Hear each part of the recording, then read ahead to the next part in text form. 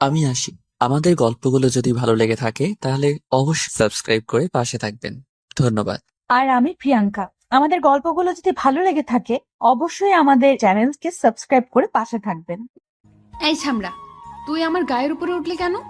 আমি নিচে তাকিয়ে দেখি হলুদ ড্রেস পরা অপরূপ সুন্দরী একটা মেয়ে। আমি মেয়েটার দিকে এক ধ্যানে তাকিয়ে আছি। ওই ছামড়া, একে তো আমার গায়ের উপর পড়েছিস, তার উপর এভাবে ড্যাপ ড্যাপ করে তাকিয়ে আছিস কেন? আগে আমাকে ওঠা। না, না মানে মেয়েটার কথাই ঘোর কাটলো আমার। তারপর আমি তার গায়ের উপর থেকে উঠলাম। কি না মানে করছিস? মেয়ে দেখলেই গায়ের উপর উঠতে ইচ্ছে করে, তাই না? আপনি ভুল করতেছেন। আমি ইচ্ছে করে আপনার গায়ের উপরে উঠিনি।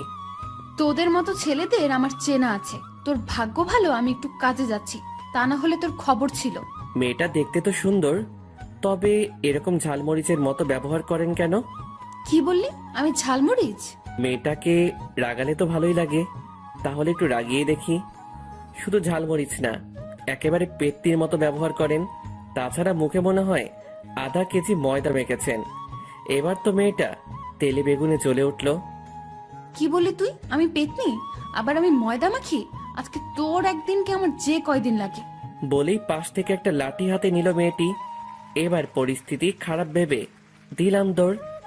কিরে, পালাচ্ছিস কেন? দাঁড়া। এটা বলেই তার কাজে চলে গেল। না শুনে চলে আসলাম। আরে কি হয়েছে, আপনারা বুঝেননি তো? আসলে আমি আমার নানা বাড়ি গিয়েছিলাম 15 দিনের জন্য। সেই সময় আমাদের বাসা পাল্টানো হয়েছে, তাই আমি বাসা চিনি না। আমি বাসে করে এসেছিলাম, তাই বাবা আমাকে বাস স্ট্যান্ডে দাঁড়াতে বলেছিল। তাই আমি একটা দোকানে চা খেতে যাচ্ছিলাম, তখনই একটা কুকুরের লেজে পা দিয়ে ফেলি, আর কুকুরটি ঘেউ ঘেউ করে আমার দিকে আসতেছিল। এটা দেখে আমার প্রাণ যায় যায়, তাই দিলাম দৌড়। তারপর দৌড় দিয়ে কখন যে কার সাথে ধাক্কা খেয়ে তার উপর পড়লাম খেয়ালই করিনি। তারপরে টুকু তো আপনারা জানেনই। তখনই বাবার ফোন। কিরে তুই কোথায়? আমি এসে দাঁড়িয়ে আছি। আমি একটু সামনে এসেছি, আপনি দাঁড়ান, আমি আসছি। ওকে তাড়াতাড়ি আয়। তারপর হেঁটে বাবার কাছে গেলাম। এদিকে কোথায় গিয়েছিলি? আরে একটা কুকুর দৌড়ানি দিছে, আপনি তো জানেনই আমি কুকুর ভয় পাই। তোর জ্বালায় কুকুরগুলো শান্তিতে থাকতে পারবে না, নিশ্চয়ই কিছু করেছিস। বাবা! আচ্ছা বুঝেছি, এখন বাড়ি চল। তারপর দুজনে বাইক নিয়ে বাসার দিকে আসলাম। আসলে বাবা আমাকে বাইকটা গিফট করেছিল জন্মদিনে। বাবা, বাসাটা তো ভালোই হয়েছে। চল বাসায় যাই, আমাদের ফ্ল্যাট 2 তলাতে। আচ্ছা চলো। তারপর দুজনে বাসায় ঢুকলাম। আতিক বাবা, কেমন আছিস? আরে এই কয়দিন তো ফোনে কথাই হলো, তাহলে আবার এটা জিজ্ঞাসা করা লাগে? এসেই দুষ্টুমি শুরু করে দিয়েছিস। আচ্ছা রুমে যা, ফ্রেশ হয়ে খেতে আয়, তোর রুমটা আমিই সাজিয়ে দিয়েছি। ও, ভালোই করেছো, আমার আর কষ্ট করতে হবে না। তারপর আমি রুমে গিয়ে ফ্রেশ হয়ে খেতে এলাম। মা, ভাইয়া কোথায়? তোর ভাইয়া ওর বন্ধুর বিয়েতে গেছে, কালকেই চলে আসবে। আরে এখন খেতে দাও তো, প্রচুর ক্ষুধা লাগছে। তারপর আমি খেয়ে দিয়ে আমার রুমে গেলাম। ও, আপনাদের তো পরিচয় দিতেই ভুলে গেছি। আমি কাব্য আহসান আতিক। সবেমাত্র এইচএসসি দিয়েছি, আর রেজাল্টও ভালো হয়েছে, তাই ভার্সিটিতে অ্যাপ্লাই করেছি। এখন রেজাল্টের অপেক্ষায়। আমার বাবা একজন ব্যবসায়ী। আমরা 3 ভাই।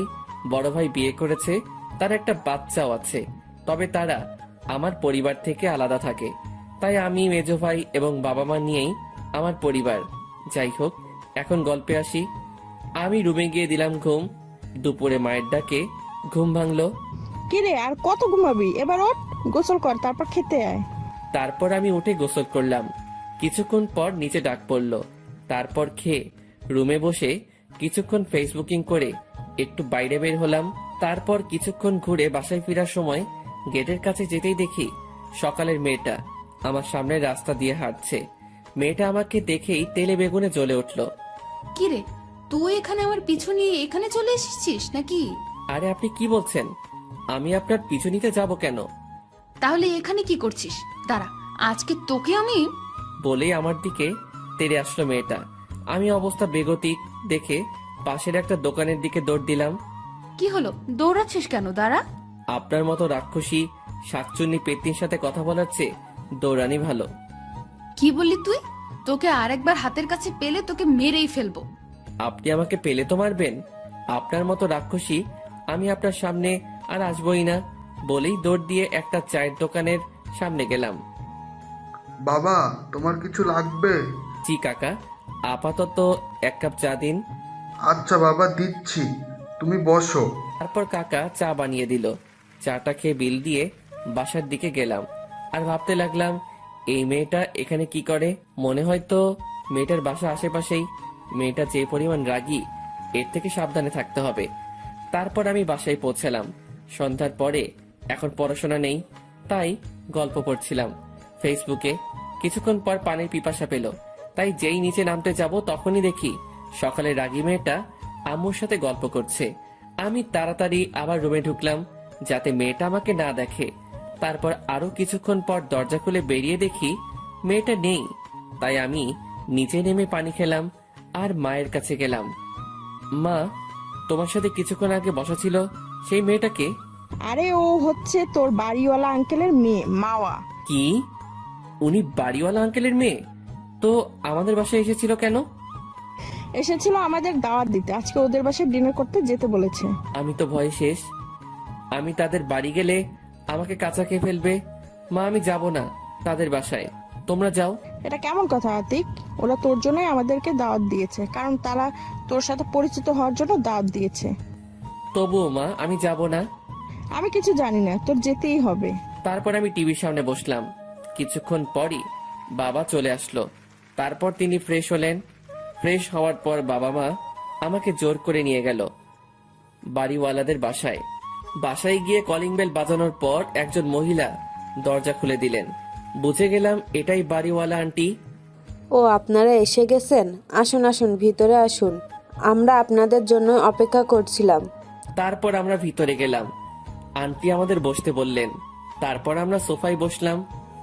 আতিক, এই হলো তোর বাড়িওয়ালা আন্টি। ও, আসসালামু আলাইকুম আন্টি। ওয়ালাইকুম আসসালাম। বাবা, তুমি তাহলে আতিক? জি আন্টি, আমি আতিক। তারপর আঙ্কেল আসলো, তার সাথেও পরিচিত হলাম। তাদের সাথে বসে আড্ডা দিচ্ছিলাম, তখনই মামা আসলো। সে আমাকে খেয়াল করেনি। এ কি আন্টি, আমাকে ছাড়াই আড্ডা দিচ্ছ? না মা, আমি তোমাকেই খুঁজছিলাম। তাই? মা দাঁড়া, আগে তোকে আমার ছেলে আতিকের সাথে পরিচয় করিয়ে দেই। তারপর মামা এদিকে তাকিয়েই দেখে আমি নেই। কোথায় আন্টি তোমার ছেলে? এই তো এতক্ষণ এখানেই ছিল। তাহলে গেল কোথায়? দাঁড়া, ফোন করে দেখছি ও কোথায়। এদিকে আমি ছাদে চলে গেছি।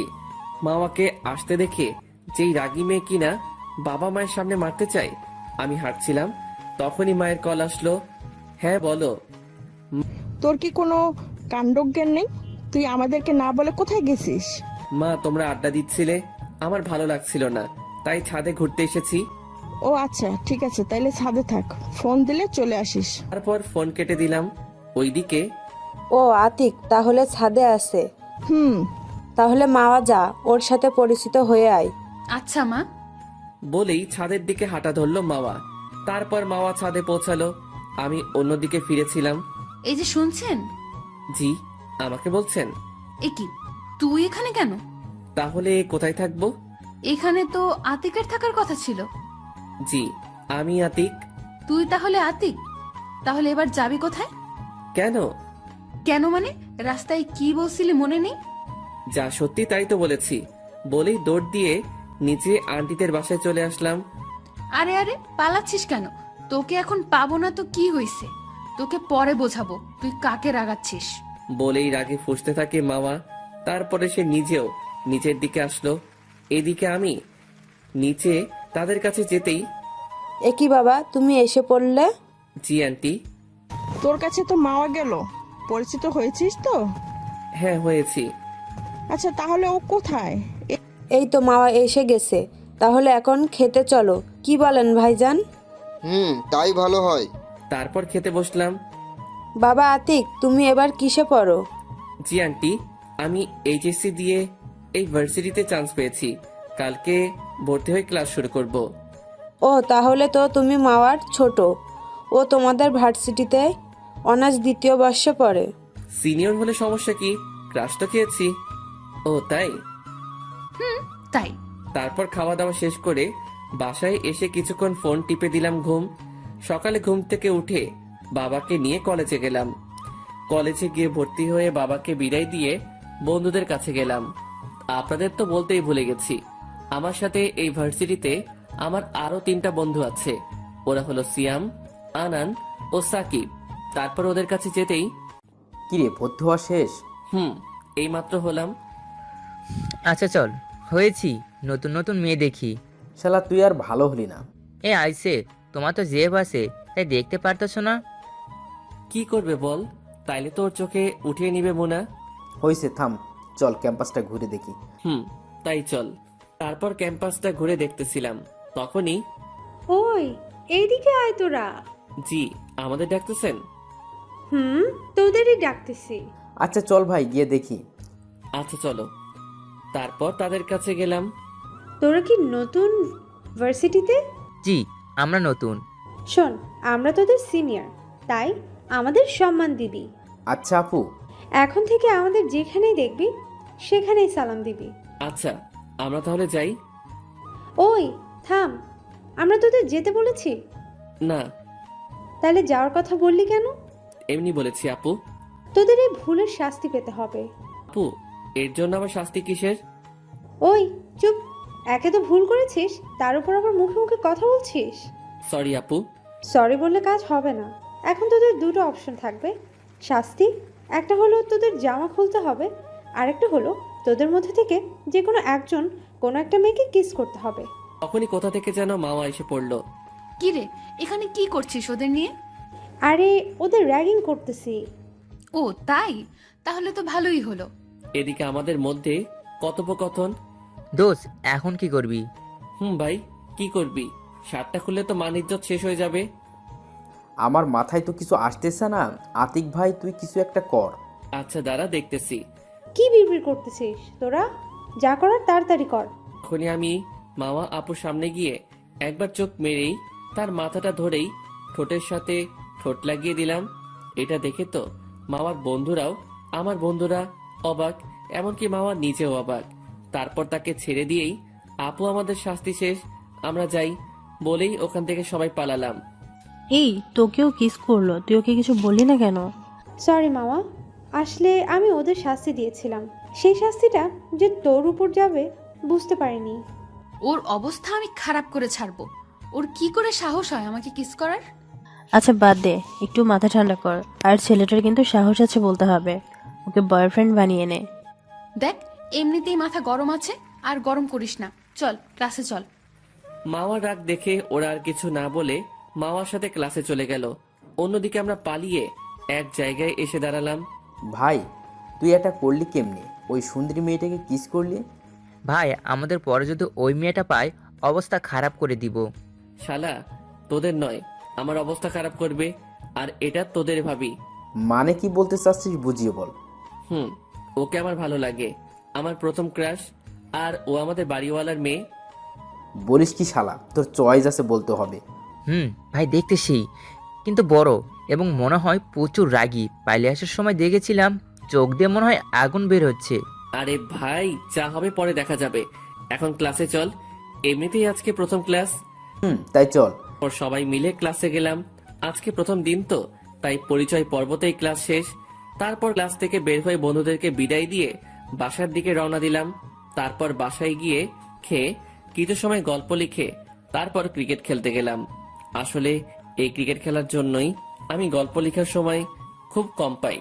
যাই হোক, খেলা শেষ করে বাসায় এসে কিছু খেয়ে কিছুক্ষণ এফবি ইউজ করে পড়তে বসলাম। তারপর রাতে খাবার খেয়ে ঘুমানোর চেষ্টা করলাম, কিন্তু ঘুম আসছে না। শুধু সকালের ব্যাপারটা নিয়ে ভয় করছে, তাই ভাবলাম একটু ছাদে যাই। তারপর ফোনটা নিয়ে ছাদে চলে গেলাম। গিয়ে দেখি একজন ছাদে দাঁড়িয়ে আছে। আমার আসা শব্দ পেয়ে যেই পিছনে ফিরল, তখনই দেখি মাওয়া। তাই আমি ভয়ে নিচে নামতে চাইলাম, তখনই ওই দাঁড়া, এদিকে আয়। তারপর আমি তার কাছে গেলাম। জি বলুন। তুই পেয়েছিসটা কি বলতো? তুই আমাকে কিস করলি কেন? আসলে কি? আমি তোমাকে ভালোবাসি। কি বললি? তুই জানিস আমি তোর বড়, তারপরে তুই এটা ভাবলি কি করে? বড় হয়েছে তো কি হয়েছে, বড় মেয়েরা কি তাদের থেকে জুনিয়র কাউকে বিয়ে করে না? করে, তবে আমি তোকে ভালোবাসতে পারবো না। তোকে যেন আমার চোখের সামনে আর না দেখি। বলেই ছাদ থেকে নিচে নেমে গেল মামা। আমি ছাদে দাঁড়িয়ে ভাবতে লাগলাম, আগে কখনো কাউকে দেখে ভালো লাগেনি। তোমাকে আমার এই মন চাই, তাই তুমি আমাকে যতই দূরে থাকতে বলো না কেন, আমি তোমার থেকে আমার ভালোবাসা আদায় করে নিবই। তারপর ছাদ থেকে নিচে নেমে দিলাম ঘুম। পরের দিন সকালবেলা আম্মুর ডাকে ঘুম থেকে উঠে নাস্তা করে কলেজে গেলাম। তারপর বন্ধুদের কাছে গেলাম। দোস্ত, একটা সমস্যায় পড়ে গেছি। কেন, তোর আবার কি হয়েছে? আর বলিস না ভাই, তোদের ভাবিকে কিভাবে পটাবো বুঝতেছি না। আরে ভাই, আগে তো প্রপোজ কর। আরে শালা, করেছি প্রপোজ, কিন্তু রিজেক্টেড। কিভাবে করলি প্রপোজ? তখনই দুটো মেয়ে আসলো। হাই, আমি তিথি। আর আমি অধরা। তারপর আমরাও আমাদের পরিচয় দিলাম। তো আপনারা কিসের জন্য এসেছেন? এই আপনি কি তুই করে বলেন? আমরা একই ইয়ারে পড়ি, তাই তোদের সাথে ফ্রেন্ডশিপ করতে এসেছি। আর আমরা এতক্ষণ তোদের কথা শুনেছি, এখন কিভাবে প্রপোজ করলি? তারপর আমি ওদের কালকে ঘটে যাওয়া সবকিছু বললাম। তাহলে এখন কি করবি? কিছুই তো মাথায় আসছে না। ওকে অনেক ভালোবাসি ভাই। আরে এত চিন্তা করিস না, তার পেছনের আঠার মতো লেগে থাকবি সবসময়। আরে ভাই, ওর যা রাগ, আমার প্রচুর ভয় করে। তাহলে তার আশা ছেড়ে দাও। না, তা পারবো না। যতই কষ্ট হোক, ওকে আমার চাই। আমি ওকে অনেক ভালোবাসি। তারপরই দেখি মামা আপু কলেজ গেট দিয়ে ঢুকতেছে। তখনই আমি তার সামনে গেলাম। কিরে, তোকে কালকে না আমার সামনে আসতে না করলাম? তো আমি সত্যি তোমাকে খুব ভালোবাসি। দেখ, সকাল সকাল আমার মেজাজটা খারাপ করবি না। এমনিতেই কালকের ব্যাপারটা নিয়ে সবার সামনে যেতে পারছি না। দেখো, কালকের ব্যাপারটা তোমার বান্ধবীদের জন্য হয়েছিল। সেই জন্যই তো তোকে কিছু বলছি না, না হলে তোর খবর ছিল। এই বলে চলে গেল মামা। তারপর আমি বন্ধুদের কাছে গেলাম। শালা, এই মেয়ে নাকি অন্য কিছু। এই মেয়ে তোর বউ হলে তোর অবস্থা শেষ। আতিক, আচ্ছা বাদ দে ভাই, চল ক্লাসে যাই। চল, তবে শোন, এই মেয়ে মানে আমাদের হবু ভাবি, যতই রাগী হোক না কেন, যদি তোকে ভালোবাসতে শুরু করে তাহলে তোকে খুব ভালোবাসবে। তাই ভাবির পিছু ছাড়িস না। তারপর ক্লাসে গিয়ে সব ক্লাস করে বের হলাম। দেখি আপুও বের হচ্ছে। আমি তার সামনে গেলাম। কিরে, আবার এসেছিস আমার সামনে? তোকে না আমার সামনে আসতে মানা করলাম? কি করব বলো, তোমাকে না দেখলে আমার ভালো লাগে না। দেখ, আমার সামনে একদম বেহায়াপনা করবি না। আচ্ছা, এখন বাইকে ওঠো, বাসায় যাই। তার দরকার নেই, আমি রিক্সা নিয়ে চলে যেতে পারবো। বলে একটা রিক্সা নিয়ে চলে গেল। তারপর আমিও তার পিছনে পিছনে বাইক নিয়ে বাসায় গেলাম। বাসায় গিয়ে খেয়ে দিলাম ঘুম। তারপর ঘুম থেকে উঠে দেখি ভাইয়া এসে পড়েছে। কি অবস্থা তোমার? শুনছি কার পিছনে নাকি ঘুরছো। মানে থাক, বলতে হবে না, আমি সব জানতে পেরেছি। তোমার কোনো হেল্প লাগলে বলো, আমি আছি কিন্তু। আচ্ছা ভাইয়া, তুমি জানলে কি করে? আরে আমার বন্ধুরা বলেছে। তবে তোমার পছন্দ আছে বলতে হবে, তবে একটু সাবধানে, যতই হোক আমাদের বাড়িওয়ালার মেয়ে। আচ্ছা ভাইয়া। আমাকে একটু হেল্প করো না। কি হেল্প করতে হবে? আমাকে একটু নানু বাড়ি পাঠানোর ব্যবস্থা কর। ও, এই ব্যাপার? এত ভালোবাসা থাকলে বিয়েই তো করে নিতে পারো। কিভাবে করব বল? মা বাবাকে কিভাবে বলবো? আচ্ছা, আগে তোমাকে নানু বাড়ি পাঠাই, তারপর সেখান থেকে আসার পর না হয় বিয়ের ব্যবস্থা করাবো। আচ্ছা ভাই, যা করার করিস, আগে নানু বাড়ি পাঠা আমাকে। আচ্ছা, দেখছি। ও, আপনারা তো কিছুই বোঝেননি। আসলে নানু বাড়ি আমার খালাতো বোনের বান্ধবীর সাথে ভাইয়া রিলেশন করে। তার নাম নিঝুম, তাই ভাইয়ার নানু বাড়ি যাওয়ার এত ইচ্ছে। যাই হোক, তারপর বাইরে গিয়ে হালকা কিছু নাস্তা করে বাসায় এসে পড়তে বসলাম। কিছুক্ষণ পরে ছাদে গেলাম। তারপর মোবাইলে একটা গান শুনতে লাগলাম। কিছুক্ষণ পর মামা এলো। কিরে, ছাদে কি করিস? তোকে যেন আর ছাদে না দেখি। কেন, ছাদে আসলে প্রবলেম কি? তোকে আসতে মানা করেছি তো, আসবি না। আমি আসবই তোমাকে দেখতে ছাদে, দেখি তুমি কত দাঁড়াতে পারো। এখন নিচে যা, আমাকে এখানে বসে শান্তিতে পড়তে দে। আচ্ছা ঠিক আছে, তোমার পড়ায় বিরক্ত করতে চাই না, তাই চলে গেলাম। তারপর নিচে চলে আসলাম। নিচে কিছুক্ষণ ফোন টেপার পর নিচে খেতে ডাক দিল। তারপর খাবার টেবিলে গিয়ে খেতে শুরু করলাম। বাবা ভাইয়াকে নানু বাড়ি পাঠিয়ে দাও কয়েকদিনের জন্য। কেন, কি হয়েছে? আসলে বাবা, আমি কতদিন নানু বাড়ি বেরিয়ে এসেছি, কিন্তু ভাইয়া যেতে পারিনি। তাই ভাইয়া রাগ করেছে। ও এই ব্যাপার, আচ্ছা ঠিক আছে, তাহলে যাক কয়েকদিন ঘুরে আসুক। তাইলে আজকে রাতের ভিতর ব্যাগ গুছিয়ে নে, কালকে সকালে চলে যাস। আচ্ছা মা। তারপর খাওয়া শেষে ভাইয়া আমাকে ধন্যবাদ দিয়ে চলে গেল। পরের দিন সকালবেলা মায়ের ডাকে ঘুম ভাঙলো। কিরে ওঠ, তোর ভাইয়া নানু বাড়ি যাবে, তোকে খাবার টেবিলে ডাকছে। আচ্ছা, আমি ফ্রেশ হয়ে আসতেছি। আমি ওয়াশরুমে গিয়ে ফ্রেশ হয়ে খাবার টেবিলে গেলাম। তারপর খেয়ে ভাইয়াকে নিয়ে বের হলাম। এটা আমাদের দুই ভাইয়ের মধ্যে একটি কাজ। আমি কোথাও গেলে সে দিয়ে আসবে, সে কোথাও গেলে আমি দিয়ে আসবো। কথা বলতে বলতে বাস স্ট্যান্ডে পৌঁছে গেলাম। তারপর বাইক থেকে নামলাম। শোন, কোনো সমস্যা হলে জানাবি। আর এই নে 2000 টাকা। টাকা নিয়ে আমি কি করব?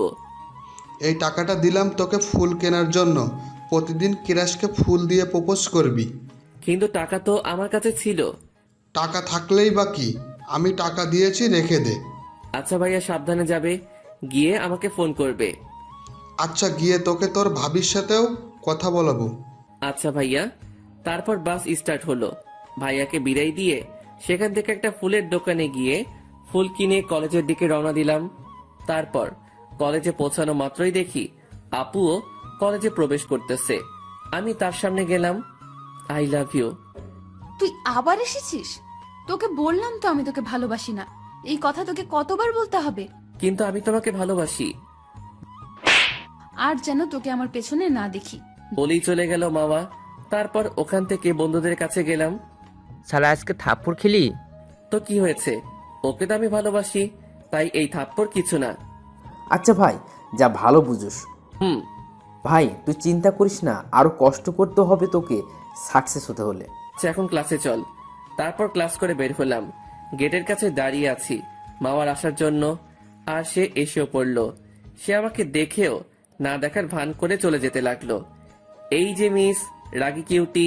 দেখ, সকালে থাপ্পড় মেরেছি, এখন কিছু করতে চাই না। এখন সামনে থেকে যা। তুমি মারলে আমাকে মারতে পারো, আমার সমস্যা নেই। ধুর বেহায়া। বলেই সামনে থেকে চলে গেল মাওয়া। তারপর একটা রিক্সা ডেকে রিক্সায় উঠে বাসার দিকে গেল, আর আতিক বাইক নিয়ে তার পিছনে বাসার দিকে গেল। সে রিক্সা থেকে নেমে বাসায় প্রবেশ করলো, আর আতিক বাইক পার্ক করে বাসায় গেল। তারপর বিকেলবেলা বাসা থেকে বের হওয়ার সময় বাড়িওয়ালা আঙ্কেলের সাথে দেখা হলো আতিকের। কি বাবা, কেমন আছো? জি আঙ্কেল, ভালো। আপনি কেমন আছেন? আমি ভালো আছি। তা বাবা, পড়ালেখা কেমন চলছে?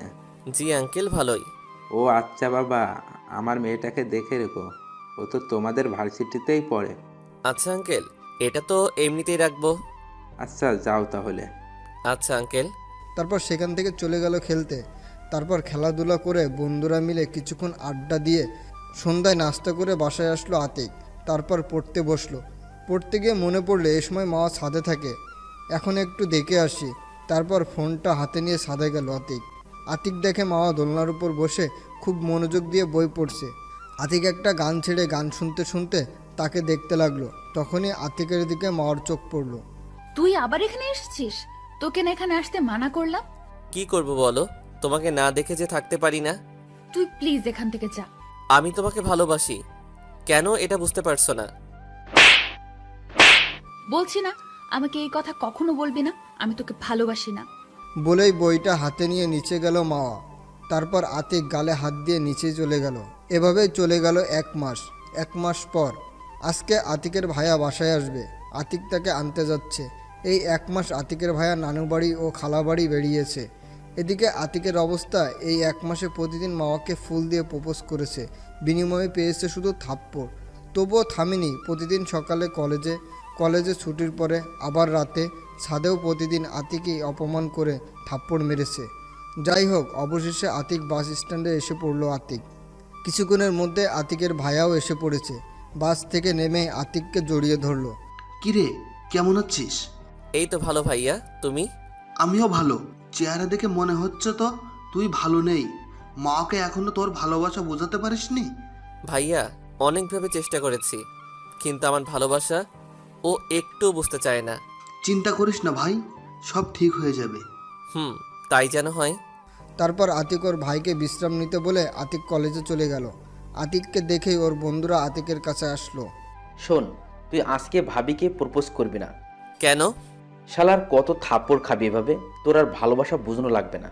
ভাই, আমি ওকে প্রচুর ভালোবাসি, এটা তোরা জানিস। তাহলে তোরা কেন আমাকে বাধা দিচ্ছিস? দেখ ভাই, যে মেয়েটা এত দিনেও তোর ভালোবাসাটা বুঝলো না, তাকে আর ভালোবাসার প্রয়োজন নেই। ভাই, তোরা যাই বলিস, আমি ওর পিছু ছাড়বো না। আরে ভাই তোরা থাম। আতিক, তুই আরেকটু চেষ্টা করে দেখ কি হয়। তারপর আতিক দেখলো মাওয়া গেট দিয়ে কলেজে প্রবেশ করছে। সে তার বান্ধবীদের কাছে যাচ্ছে। তখনই আতিক তার সামনে গেল। তুই কি আমাকে একটু শান্তিতে থাকতে দিবি না? তোমাকে আমি ভালোবাসি, আর কি করে বোঝাবো বলো? তোকে কতদিন বলছি আমি তোকে ভালোবাসি না, তোকে প্রতিদিন মারি, তারপরও কেন বেহায়ার মতো আমার সামনে আসিস? তোর কি লাজ লজ্জা বলতে কিছুই নেই? নাকি তোর বাবা মা তোকে সঠিক শিক্ষা দিতে পারেনি? না হলে এত বেহায়া হয় কিভাবে? কলেজের সকল ছাত্রছাত্রী আতিকের দিকে তাকিয়ে আছে। ব্যাস, অনেক বলে ফেলেছেন আপনি, আর বলতে হবে না আপনার। আমি আর আপনাকে বিরক্ত করব না, থাকুন আপনি আপনার মতো। আজ আপনি বড় বলে আপনার গায়ে হাত তুললাম না, কারণ আমার মা বাবাই আমাকে শিখিয়েছে বড়দের গায়ে হাত না তুলতে। বলেই চোখ মুছতে মুছতে কলেজ থেকে বের হয়ে গেল আতিক। আতিকের বন্ধুরাও আতিকের পিছনে আসলো। তোকে নিষেধ করেছিলাম ওর কাছে যেতে, দেখলি তো এখন কি করলো তোকেও? সবার সামনে অপমান করলো, এমন কি তোর মা বাবাকে নিয়েও খারাপ কথা বললো। আরে বাদ দে ভাই, দেখছিস তো ও কতটা কষ্ট পেয়েছে, তার উপরে তোরা ওর সাথে এভাবে কথা বলছিস কেন? কি করব বল, ওকে এভাবে দেখতে কার ভালো লাগে বল? সরি ভাই, আসলে ও তোকে এমনভাবে অপমান করলো, তাতে আমাদের মাথা খারাপ হয়ে গেছিল। প্লিজ ভাই, আমাকে ভুল বুঝিস না। ভাই তুই আমাদেরকেও মাফ করে দে, আমরা বুঝিনি মেয়েটা এত নিষ্ঠুর, তাহলে তোকে কখনোই এমন কথা বলতাম না। থাক, তোদের এখন সরি বলতে হবে না, এখন থেকে তোদের কথাই শুনবো। এখন বল, এই মুহূর্তে আমি কি করব?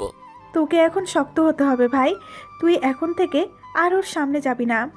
যদি ভুলবশত সামনে পড়েও থাকিস, তখন তার সাথে কথা বলবি না, সব সময় তাকে এড়িয়ে চলবি। আচ্ছা যা, শত কষ্ট হলেও আমি এটা করব। আরও একটা কাজ করতে হবে, সব সময় আমাদের সাথে আগের যেমন থাকতি সেভাবে থাকতে হবে। আচ্ছা, চেষ্টা করব। চেষ্টা কি, সেভাবেই থাকতে হবে, না হলে তোর সাথে আমরা কথা বলবো না। আচ্ছা যা, সেইভাবেই থাকবো। আচ্ছা, আজকে আমরা ক্লাসে যাব না কেউ, চল সবাই মিলে ঘুরতে যাব। বুঝতে পেরেছি, ওরা আমার মন ভালো করতে এটা করতেছে। আচ্ছা চল। তারপর সবাই মিলে ঘুরতে গেল। আর অন্যদিকে মাওয়া আতিককে অপমান করে ওর বান্ধবীদের কাছে গেল। ভালোই হয়েছে, এখন একটু শান্তিতে থাকতে পারবো। তুই ওকে এভাবে অপমান করলি কেন? তোকে ছেলেটা কত ভালোবাসতো। আরে ভাই বাদ দে তো, সবসময় আমাকে বিরক্ত করতো, এখন আর বিরক্ত হতে হবে না। তবে যাই বলিস, ছেলেটা তোকে অনেক ভালোবাসতো। আচ্ছা, আমার এরকম ভালোবাসার দরকার নেই, এখন ক্লাসে চল তো। তারপর ওরা ক্লাসে চলে গেল। আর এদিকে আতিকরা ঘুরে যে যার বাসায় চলে গেল। বাসায় গিয়ে রুমে গিয়ে ফ্রেশ হতে গেল আতিক। ফ্রেশ হয়ে এসে দেখে আতিকের ভাইয়া বিছানার উপর বসা। আতিককে আসতে দেখে আতিকের ভাইয়া আতিককে নিয়ে তার পাশে বসালো। ভাই কষ্ট পাস না, আমি সব জেনেছি। শোন, একটা কথা বলার ছিল, অবশ্য তোর এই সময় বলা উচিত না, তবুও বলছি, কারণ তুই ছাড়া আমাকে কেউ হেল্প করতে পারবে না। আরে সমস্যা নেই, বলো কি বলবে। আসলে নিজুমের বাসা থেকে ওকে বিয়ের জন্য চাপ দিচ্ছে, তাই তুই যদি একটু হেল্প করিস। আরে এই ব্যাপার আগে বলবে না? আচ্ছা, আমি আজকে বাবা মায়ের কথা বলবো। আচ্ছা, একটু এদিকটা সামলে নিস। আচ্ছা।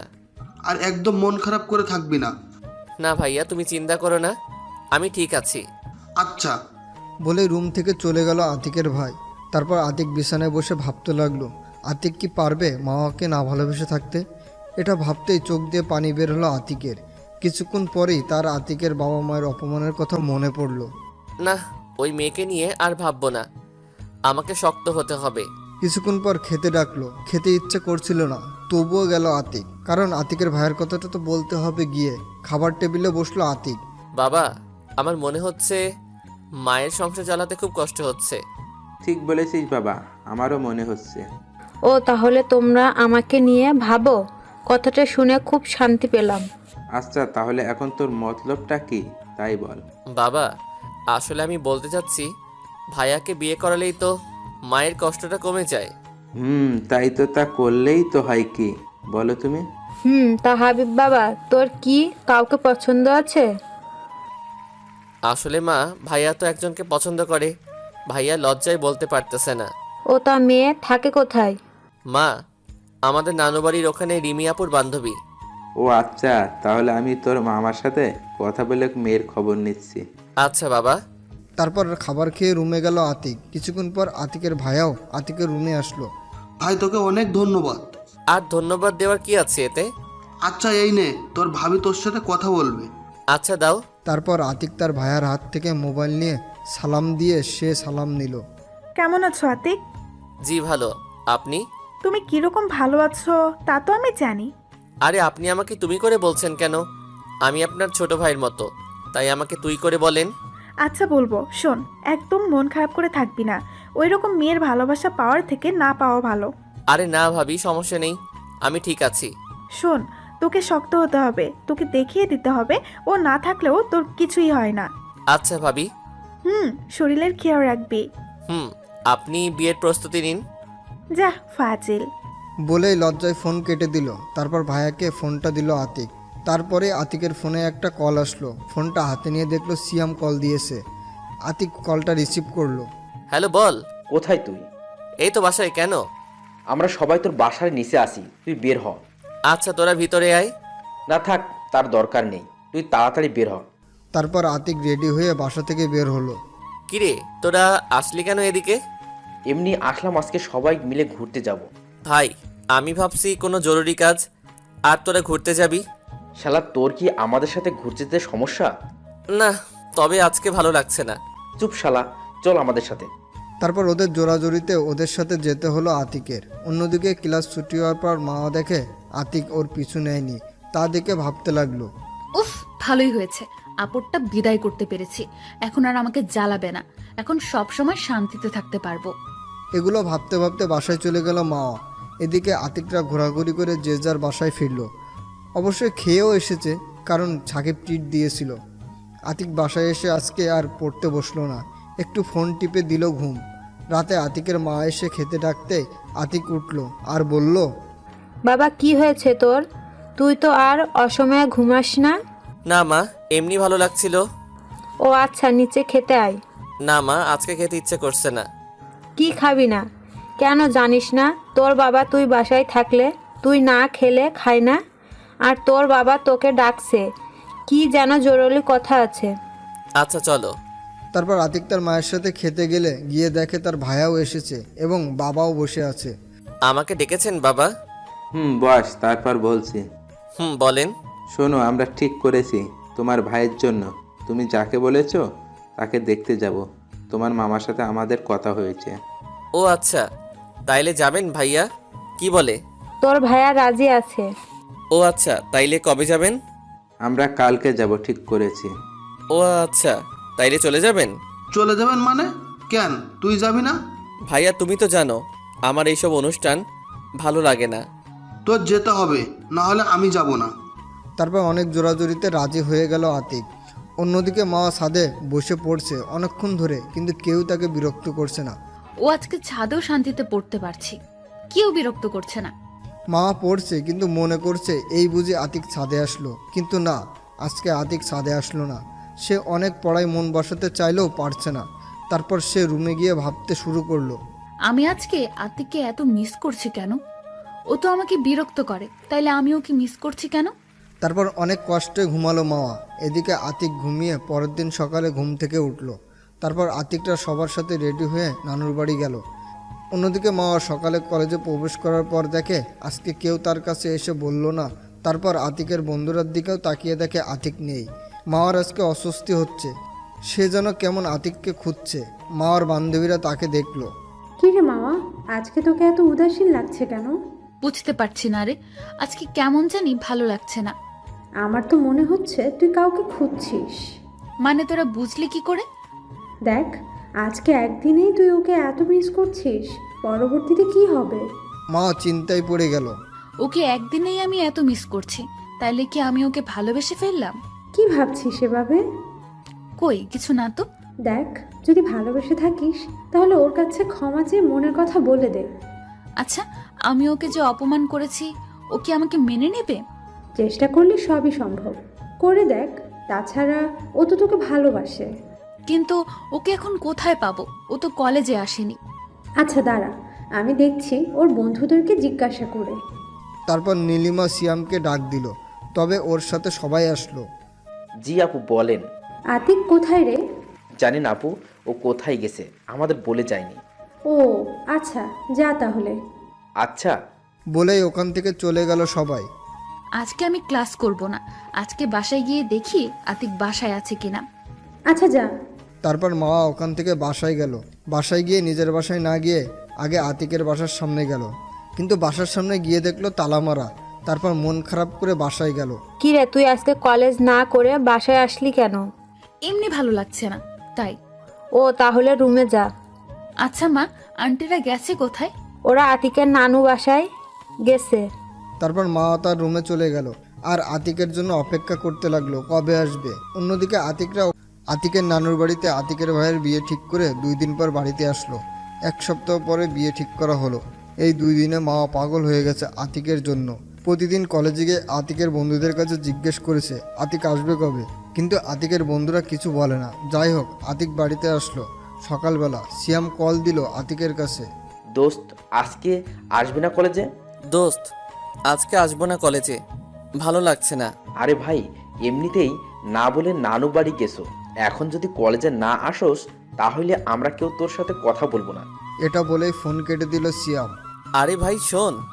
আতিক দেখলো সিয়াম ফোন কেটে দিয়েছে। তারপরও আতিক কল দিল, কিন্তু কেটে দিচ্ছে সিয়াম। তারপর বাধ্য হয়ে কলেজে গেল। গিয়ে ওদের কাছে গেল আতিক। শালা, তোর জন্য একটু ঘুমাতেও পারলাম না। তুই কথা বলবি না শালা, না বলে নানু বাড়ি গেছোস কেন? আরে ভাই, রাগ করস কেন? আমি যেতে চাইনি, ভাইয়া জোর করে নিয়ে গেছে। ও, তোদের জন্য একটা সুখবর আছে। কি বল? সামনের সপ্তাহে ভাইয়ার বিয়ে। ওহ, তাই ভালো হয়েছে, সবাই মিলে মজা করতে পারবো। আচ্ছা, তোদের সবাইকে দাওয়াত, এবং তোরা কিন্তু সবাই আমার সাথে হেল্প করবি। আচ্ছা করব, যা। তবে তোকে একটা কথা বলার ছিল। বল, কি বলবি? আমার মনে হয় মাওয়া আপু তোকে ভালোবাসতে শুরু করেছে। আরে ভাই, বাদ দে তো এসব। দোস্ত, তুই বোঝার চেষ্টা কর।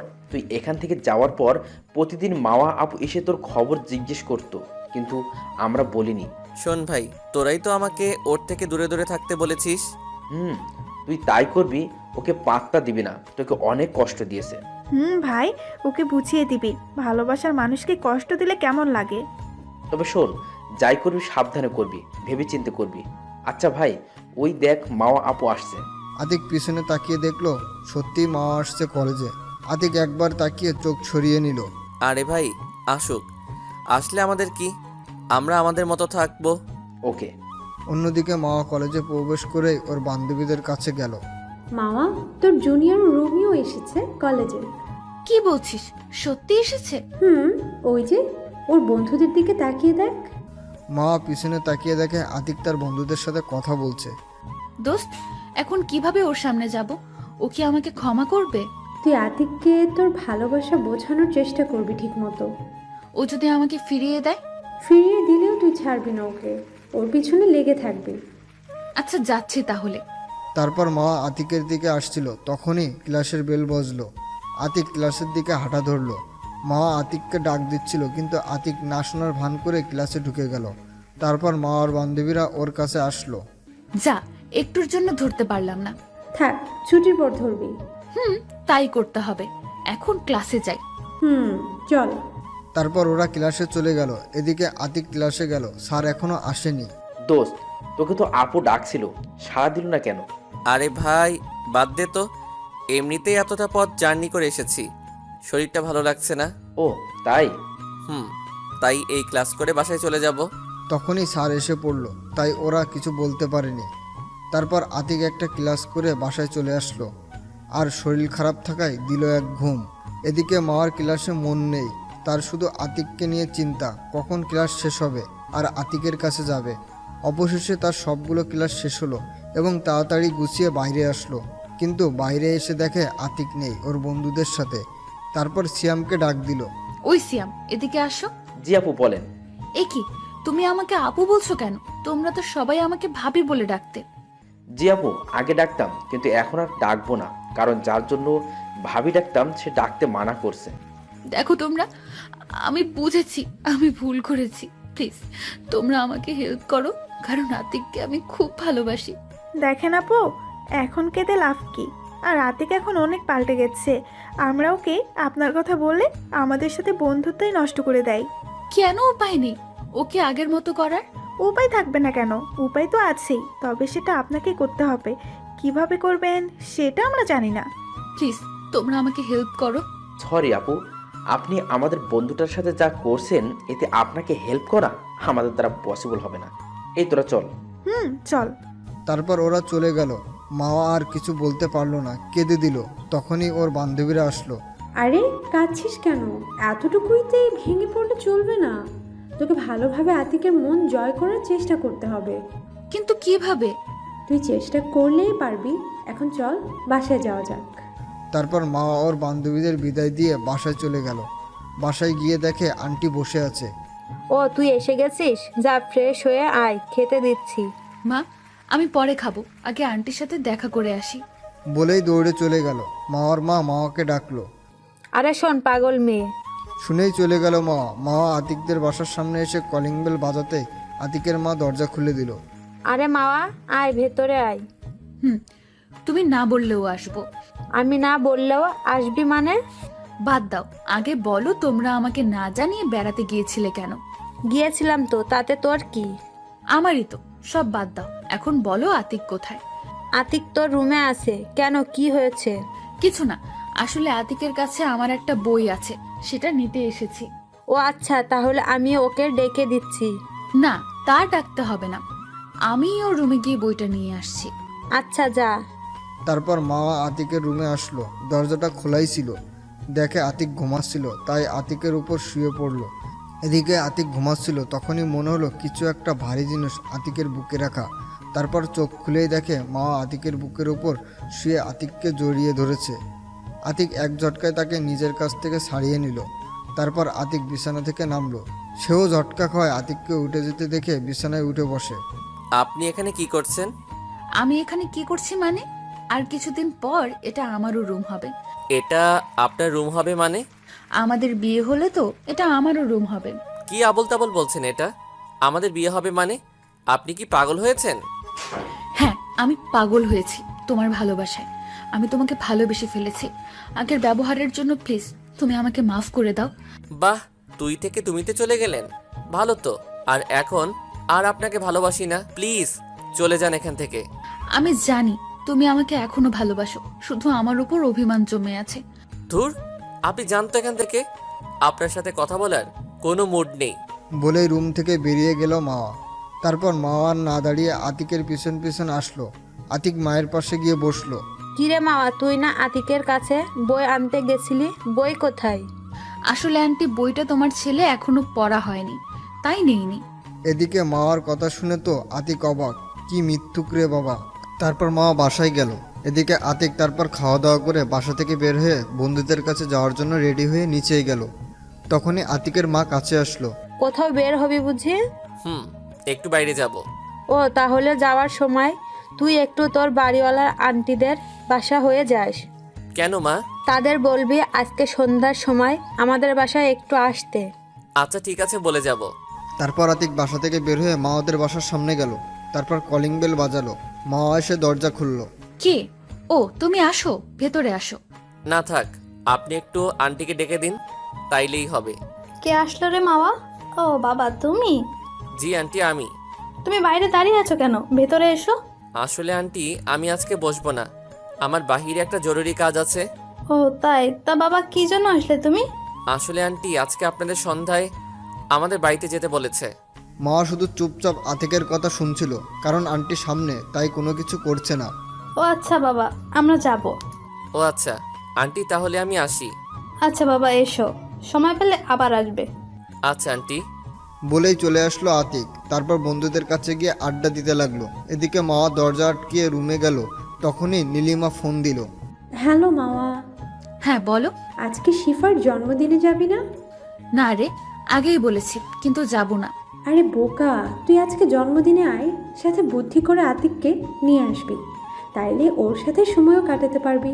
আর জন্মদিনেও আসা হবে। ও ভাই, বুদ্ধিটা অনেক ভালো, দাঁড়া আমি দেখছি। তারপর মা ওর মায়ের কাছে গেল। কি রে, কিছু বলবি? হ্যাঁ মা, আসলে আজকে আমার এক বান্ধবীর জন্মদিন, সেখানে যেতে হবে। কিভাবে যাবি? আজকে তো তোর বাবা অফিসে, তাকে ছাড়া কিভাবে যাবি? মা, আন্টিকে বলে আতিককে একসাথে নিলেই তো যাওয়া যায়। আচ্ছা দাঁড়া, আমি একটু পর আতিকদের বাসা যাচ্ছি। মা চলো, আমিও যাব। আচ্ছা তুই বস, আমি হাতের কাজটা সেরে আসছি। তারপর মাওয়ার মা কাজ সেরে মাওয়াকে নিয়ে আতিকের বাসায় আসলো। তারপর আতিকের মা তাদের আতিকের ভাইয়ের বিয়ের দাওয়াত দিল। তারপর হঠাৎ করে মাওয়ার মা বলল, আচ্ছা ভাবি, আতিক কোথায়? ও একটু বাইরে গেছে, ওকে খুঁজছেন কিসের জন্য? আসলে আজকে মা ওর একটা ফ্রেন্ডের জন্মদিনে যাবে, তাই আতিককে সাথে নিয়ে যেতে চেয়েছিল। ওর বাবা এখনো আসেনি তো তাই। ও এই ব্যাপার, আচ্ছা আমি আতিককে ফোন করে আসতে বলছি। এদিকে আতিক আড্ডা দিচ্ছে বন্ধুদের সাথে, তখনই মায়ের কল আসলো। হ্যাঁ মা বলো। কোথায় তুই? এই তো বন্ধুদের সাথে আড্ডা দিতেছি। ওকে সন্ধ্যার সময় বাসায় এসে পড়বি, কাজ আছে। আচ্ছা আসবো, কিন্তু কেন? তা আসলেই দেখতে পাবি। তারপর আতিক আরও কিছুক্ষণ আড্ডা দিয়ে সন্ধ্যার সময় বন্ধুদের বলে চলে আসলো বাসায়। এসেই মায়ের কাছে গেল। মা কিসের জন্য আসতে বলেছো? রুমে গিয়ে রেডি হয়ে আয়, একটা জন্মদিনের অনুষ্ঠানে যেতে হবে। কোথায় যেতে হবে আমাকে? আমাকে তো আগে বলনি, আর তুমিও তো রেডি হওনি। আমি কি তোর সাথে যাব যে রেডি হব? তাহলে কে যাবে? তোর সাথে তো মাওয়া যাবে, ওর বান্ধবীর জন্মদিনে। কি মা? না আমি যাব না। কেন যাবি না? সমস্যা কি? না মা, কোনো সমস্যা নেই, তবুও আমি যাব না। আমি তোকে যেতে বলছি, তুই যাবি। তোর আন্টি আমাকে অনেক করে বলে গেছে। মা! আমি আর কোনো কথা শুনতে চাই না, যা রুমে গিয়ে রেডি হয়ে আয়। তারপর বাধ্য হয়ে রুমে গিয়ে রেডি হতে লাগলো আতিক।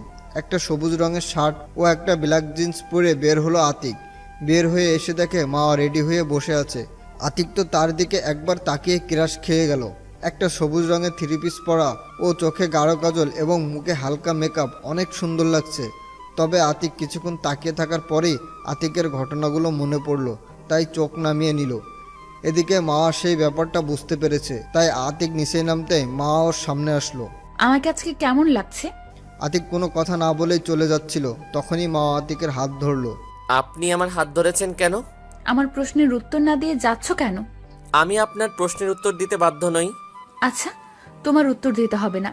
এভাবে বের হয়েছো কেন? আমি কিভাবে বের হব এটা আমার ব্যাপার। মা তখনই আতিকের হেয়ার স্টাইলটা নষ্ট করে দিল। তোমার এভাবে যেতে হবে না, এভাবে গেলে তোর দিকে মেয়েরা তাকিয়ে থাকবে। আতিক কিছু বলতে যাবে, তার আগে আতিকের মা এসে পড়ল। কিরে আতিক, তোর চুল এভাবে কেন? যা চুল ঠিক করে আয়। না আম্মু, ও এভাবেই যাক। আতিক চুলে হাত দিয়ে চুল হালকা ঠিক করছিল, আর মার কথা শুনে আতিক তো অবাক, আর আতিকের মাও অবাক। আমাকে আম্মু বানিয়ে ফেললি কেন? তোমাকে আম্মু ডাকলে তোমার সমস্যা? আরে আমি বলছি, কোনো সমস্যা আছে? তুই ডাকিস। আচ্ছা আন্টি, আমরা গেলাম। আচ্ছা যা, তবে সাবধানে যাবি। তারপর দুজনে বাসা থেকে বের হলো। মা একটা রিক্সা ডাক দিল এবং সেই রিক্সায় উঠলো। এসো, রিক্সায় ওঠো। না আপনি যান, আমি অন্য রিক্সায় আপনার পিছু পিছু আসছি। না, তুমি এই রিক্সায় ওঠো। না, যাব না, আপনি যান, আমি আসছি। তুমি রিক্সায় উঠবে নাকি আমি বাসায় গিয়ে আম্মুকে ডেকে আনবো? বাবা ওঠো, বৌমা এত করে বলছে, ওঠো। না কাকা, আসলে কাকা ও আমার উপর রাগ করে রিক্সায় উঠছে না, প্লিজ একটু বোঝান। তারপর কাকার জোরাজোরিতে রিক্সায় উঠলো। মা আতিকের হাত ধরার চেষ্টা করছে, কিন্তু যতবারই ধরার চেষ্টা করে ততবারই হাত সরিয়ে নিচ্ছে। এভাবে চলে আসলো গন্তব্যস্থানে, সিফাদের বাসার সামনে। তারপর রিক্সা থেকে নেমে আতিক ভাড়া দেওয়ার জন্য মা ভাড়া দিয়ে দিল। তারপর সিফাদের বাসায় প্রবেশ করলো। তখনই দেখলো অনেকগুলো মেয়ে মাওয়ার কাছে আসলো। 2 থেকে 3 জনকে চিনে আতিক, তাই বুঝতে পারলো এরা মাওয়ার বান্ধবী। তাদের আসতে দেখে আতিক চলে গেল অন্য এক পাশে, সেখানে গিয়ে দাঁড়িয়ে রইল। কি করবে একা, কিছুই তো ভালো লাগছে না। অন্যদিকে মাওয়ার বান্ধবীরা, আতিককে আজকে সেই লাগছে দোস্ত। একদম নজর দিবি না, চোখ তুলে নেব। আচ্ছা বাদ দে, আতিক কি তোকে মেনে নিয়েছে? না রে, আমাকে দেখলেই এড়িয়ে চলে। তবে আমি জানি এটা ওর অভিমান, আমাকে যে করেই হোক ওর অভিমান ভাঙাতেই হবে। একটু ভালোভাবে, কারণ তুই ওকে অনেক কষ্ট দিয়েছিস। আচ্ছা, আমি এখন ওর কাছে যাচ্ছি, ও মনে হয় একা বোর হচ্ছে। আচ্ছা যা, আমাদের কাছে নিয়ে আয় তোর জুনিয়র লাভারটাকে। আচ্ছা দাঁড়া, নিয়ে আসছি। তারপর মা আতিকের কাছে আসলো। এখানে একলা কি করছো? চলো ওখানে ওদের সাথে আড্ডা দেই। থাক, এখানে আমি একাই ভালো আছি। আপনি গিয়ে তাদের সাথে আড্ডা দেন। আরে চলো না, কি হয়েছে? বলে আতিকের হাত ধরে টানতে শুরু করলো মা। তারপর বাধ্য হয়ে মার সাথে সেখানে গেল আতিক। কি দুলা ভাই, আমাদের কাছে আসতে এত লজ্জা পেলে হয় নাকি? মাও আসতে বারণ করেছে। প্রথমত, আমি আপনাদের দুলাভাই নই, আর আপনার আমার বড় আপু। তাই আপনাদের কাছে আসতে লজ্জা কিসের? তাই নাকি? তাহলে আমাদের সাথে দেখে ওই পাশে চলে গেল কেন? আসলে আমার কোনো অনুষ্ঠানে বন্ধুদের ছাড়া যেতে ইচ্ছে করে না। ও আচ্ছা। তারপর জন্মদিনের অনুষ্ঠান সম্পূর্ণ করে মা ওকে নিয়ে বাসায় এসে ঘুম দিল আতিক। পরের দিন সকালবেলা ঘুম থেকে উঠে নাস্তা করে কলেজে গেল আতিক। তারপর সব বন্ধুরা এক হয়ে আড্ডা দিচ্ছিল। দোস্ত, মাও আপুকে এত সহজে ছেড়ে দিবি না, ওকে কষ্ট কি বুঝতে হবে। আমি ওকে কষ্ট দিব? দোস্ত শোন, মাথা ঠান্ডা রাখিস। কষ্ট দিতে গিয়ে আবার বেশি করে ফেলিস না। আমরা জানি তুই মাও আপুকে ভালোবাসিস, তাই হালকা কষ্ট দিয়ে মেনে নে। আচ্ছা, ভেবে দেখবো। তোরা ওর কথা বাদ দে তো। আরে ওই দেখ, মাওয়া আপু কলেজ এসেছে। আরে আসুক, তাতে আমাদের কি? আমরা আমাদের মতো থাকবো। মা আজকে ওর বন্ধুদের কাছে না গিয়ে সোজা আতিকের পাশে এসে বসলো। আতিক সেটা দেখে উঠে সেখান থেকে ক্লাসের দিকে হাঁটা ধরলো। এদিকে মা আতিককে উঠতে দেখতেই দৌড়ে গিয়ে আতিকের হাত ধরলো। আপনি আমার হাত ধরেছেন কেন? আমি তোমাকে ভালোবাসি, তুমি আমাকে এভাবে এড়িয়ে চলছো কেন? আমি আপনাকে ভালোবাসি না। প্লিজ, আপনি আমাকে আর বিরক্ত করবেন না। মা তখন আতিকের মাথাটা ধরে টান দিয়ে ঠোঁটের সাথে ঠোঁট মিশিয়ে দিল, যেটা থেকে আতিক থমকে গেল। আতিক ভাবতেও পারেনি মা কলেজের সবার সামনে এমনটা করবে। তবুও নিজেকে শক্ত করে তাকে ছাড়িয়ে নিয়ে ঠাস ঠাস করে 2টা থাপ্পড় দিল। কি পেয়েছিস কি? আমাকে আমাকে কি খেলনার পুতুল পেয়েছিস যে তোর কথায় নাচবো? যখন তোকে ভালোবাসতাম তখন আমাকে প্রতিটা পদক্ষেপে অপমান করতি। এখন আমার কাছে আসলি কেন? দেখো, আমি আগে যা করেছি ভুল করেছি। আমি এখন তোমায় ভালোবাসি। তুমি মারলে আমাকে আরো মারতে পারো। আতিক আর কিছু না বলে চলে আসলো ক্লাসে। মা আর সেদিন ক্লাস না করে বাসায় চলে গেল। মাকে আসতে দেখে ওর মা ওর কাছে গেল। কি হয়েছে, এত তাড়াতাড়ি আসলি? আর তোকে এত বিষণ্ণ দেখাচ্ছে কেন? মা ওর মায়ের দিকে তাকালো। আন্টি তাকিয়ে দেখে মার চোখে পানি। এ কি মা, কাঁদছিস কেন? কি হয়েছে আমাকে বল মা। মা, আমি আতিককে ভালোবাসি, ওকে ছাড়া আমি বাঁচবো না মা। কি কি বলছিস এসব? আতিক তোর ছোট মা, এটা হয় না। ছোট বড় জানি না, আমি আতিককে চাই, না হলে আমি মরে যাব। আচ্ছা মা দাঁড়া, তুই কাঁদিস না, আমি তোর বাবাকে আসতে বলছি। তারপর আন্টি আঙ্কেলকে কল দিল। হ্যালো। হ্যাঁ বলো, কিসের জন্য কল দিয়েছো? তুমি তাড়াতাড়ি বাসায় এসো, তোমার মেয়ে পাগলামি শুরু করেছে। কেন, কি হয়েছে? ফোনে বলা যাবে না, তুমি তাড়াতাড়ি বাসায় এসো। আচ্ছা আসছি। তারপর মার বাবা অফিস থেকে ছুটি নিয়ে বাসায় আসলো। কি হয়েছে মাওয়ার? সেটা তোমার মেয়েকেই জিজ্ঞাসা করো। কি হয়েছে মাওয়া মা? তোর চোখ মুখ দেখে মনে হয় অনেক কেঁদেছিস। কি হয়েছে আমাকে খুলে বল। বাবা, আমি আতিককে ভালোবাসি, কিন্তু ও এখন আমাকে ভালোবাসে না। আমি ওকে ছাড়া বাঁচবো না বাবা। কি বলছিস এইসব? আর আতিক তো তোর ছোট। ছোট হলেও আমাকে ভালোবাসতো, কিন্তু আমি। তারপর আতিকের সাথে ঘটনা শুরু থেকে সব খুলে বলল মা। তাহলে এখন কি দোষ তো তোর? দোষ আমার, কিন্তু আমি এখন আতিককে সত্যি খুব ভালোবাসি। আমি আতিককে ছাড়া বাঁচবো না। এভাবে ভেঙে পড়িস না, আমি দেখছি কি করা যায়। চলো আমরা আতিককে বাসায় যাই। তারপর মার মা বাবা ও মা আতিকের বাসায় আসলো। বাসায় এসে মার মাকে সব খুলে বলল। ও এই ব্যাপার, এটা তো আমি আগেই বুঝতে পেরেছিলাম যেদিন তুই আমার থেকে আম্মু ডাকার পারমিশন নিয়েছিলি। তাহলে এখন ছেলের বউ করে নাও। কেন রে, আমার ছেলেটা তোকে একেবারে পাগল করে ফেলেছে ওর প্রেমে। আচ্ছা যা, তোকে আমার ছেলের বউ করব। সত্যি বলে খুশিতে জড়িয়ে ধরলো মা। আচ্ছা ভাবি, একটা কাজ করলে হয় না? আপনি আপনার 2 ছেলের বিয়ে একসাথে দিবেন। সেটা করলে তো আরো ভালো হয়। তবে এই বিয়েতে আতিককে একটা প্ল্যান করে রাজি করাতে হবে। কিন্তু কিভাবে? শোনেন। তারপর মা ও তার মাকে প্ল্যান বুঝিয়ে দিল। কিন্তু এটা করলে তো আতিক আমার প্রতি আরো রেগে যাবে। এই বিয়ের পর সব রাগ ভাঙানোর দায়িত্ব তোর। এখন তুই পারবি কিনা বল। তুমি যা বলবে তাই পারবো, শুধু আতিককে পেলেই হবে। তারপর মা এবং আন্টি বাসায় চলে গেল। এদিকে আতিক ক্লাস করে বাসায় আসলো। বাসায় এসে দেখতে পায় মা বাবা দুইজনেই কি যেন কথা বলছে। আতিককে দেখেই থেমে গেল। তোর এই কাজটা করতে লজ্জা করলো না? ছি, তুই এত খারাপ। এ কি বাবা, আমি কি করেছি? তোমরা আমার সাথে এভাবে কথা বলছো কেন? কি করব মানে? তুমি কি জানো না মামা তোমার বাচ্চার মা হতে চলেছে? আর তুই বলছিস কিছু করিনি? কি কি এসব যাতা বলছো মা? আমি এসব কিছুই করিনি। চুপ বিয়াদব, অপরাধ করে আবার মিথ্যা বলা হচ্ছে। বাবা বিশ্বাস করো, আমি কিছু করিনি। চুপ, কোনো কথা বলবি না। সামনের সপ্তাহে তোর ভাইয়ের সাথে বিয়ে। বাবা আমি এ বিয়ে করতে পারবো না। কি? বাবা প্লিজ বিশ্বাস করো, আমি কিছু করি নাই। আমরা তোমার এত কথা শুনতে চাই না। তুই যদি এই বিয়ে না করিস তাহলে আমাদের মান সম্মান কিছু থাকবে না। আমাদের গলায় দড়ি দিয়ে মরতে হবে। কি বলছো এসব তোমরা? ঠিকই বলছি। এখন তুই বিয়ে করবি কিনা বল। ওকে, আমাকে তোমরা বলির পাঠা করলে যাও, তোমাদের যা ইচ্ছা করো, আমি কিছু বলবো না। বলে রুমে চলে গেল আতিক। চলে যাওয়ার পর আতিকের বাবা ও মায়ের মধ্যে কথোপকথন। আমরা কাজটা কি ঠিক করছি? আরে তুমি চিন্তা করো না তো, ওর মাওয়ার উপর একটু অভিমান আছে, ভেঙে গেলেই শেষ। তুমি যতটা সহজভাবে বলছো ততটা সহজ না। আমরা ছেলেটার মন ভেঙে দিয়েছি মনে হয় না। এরপর আমাদের সাথে ঠিকভাবে কথা বলবে। একটু চিন্তার বিষয়।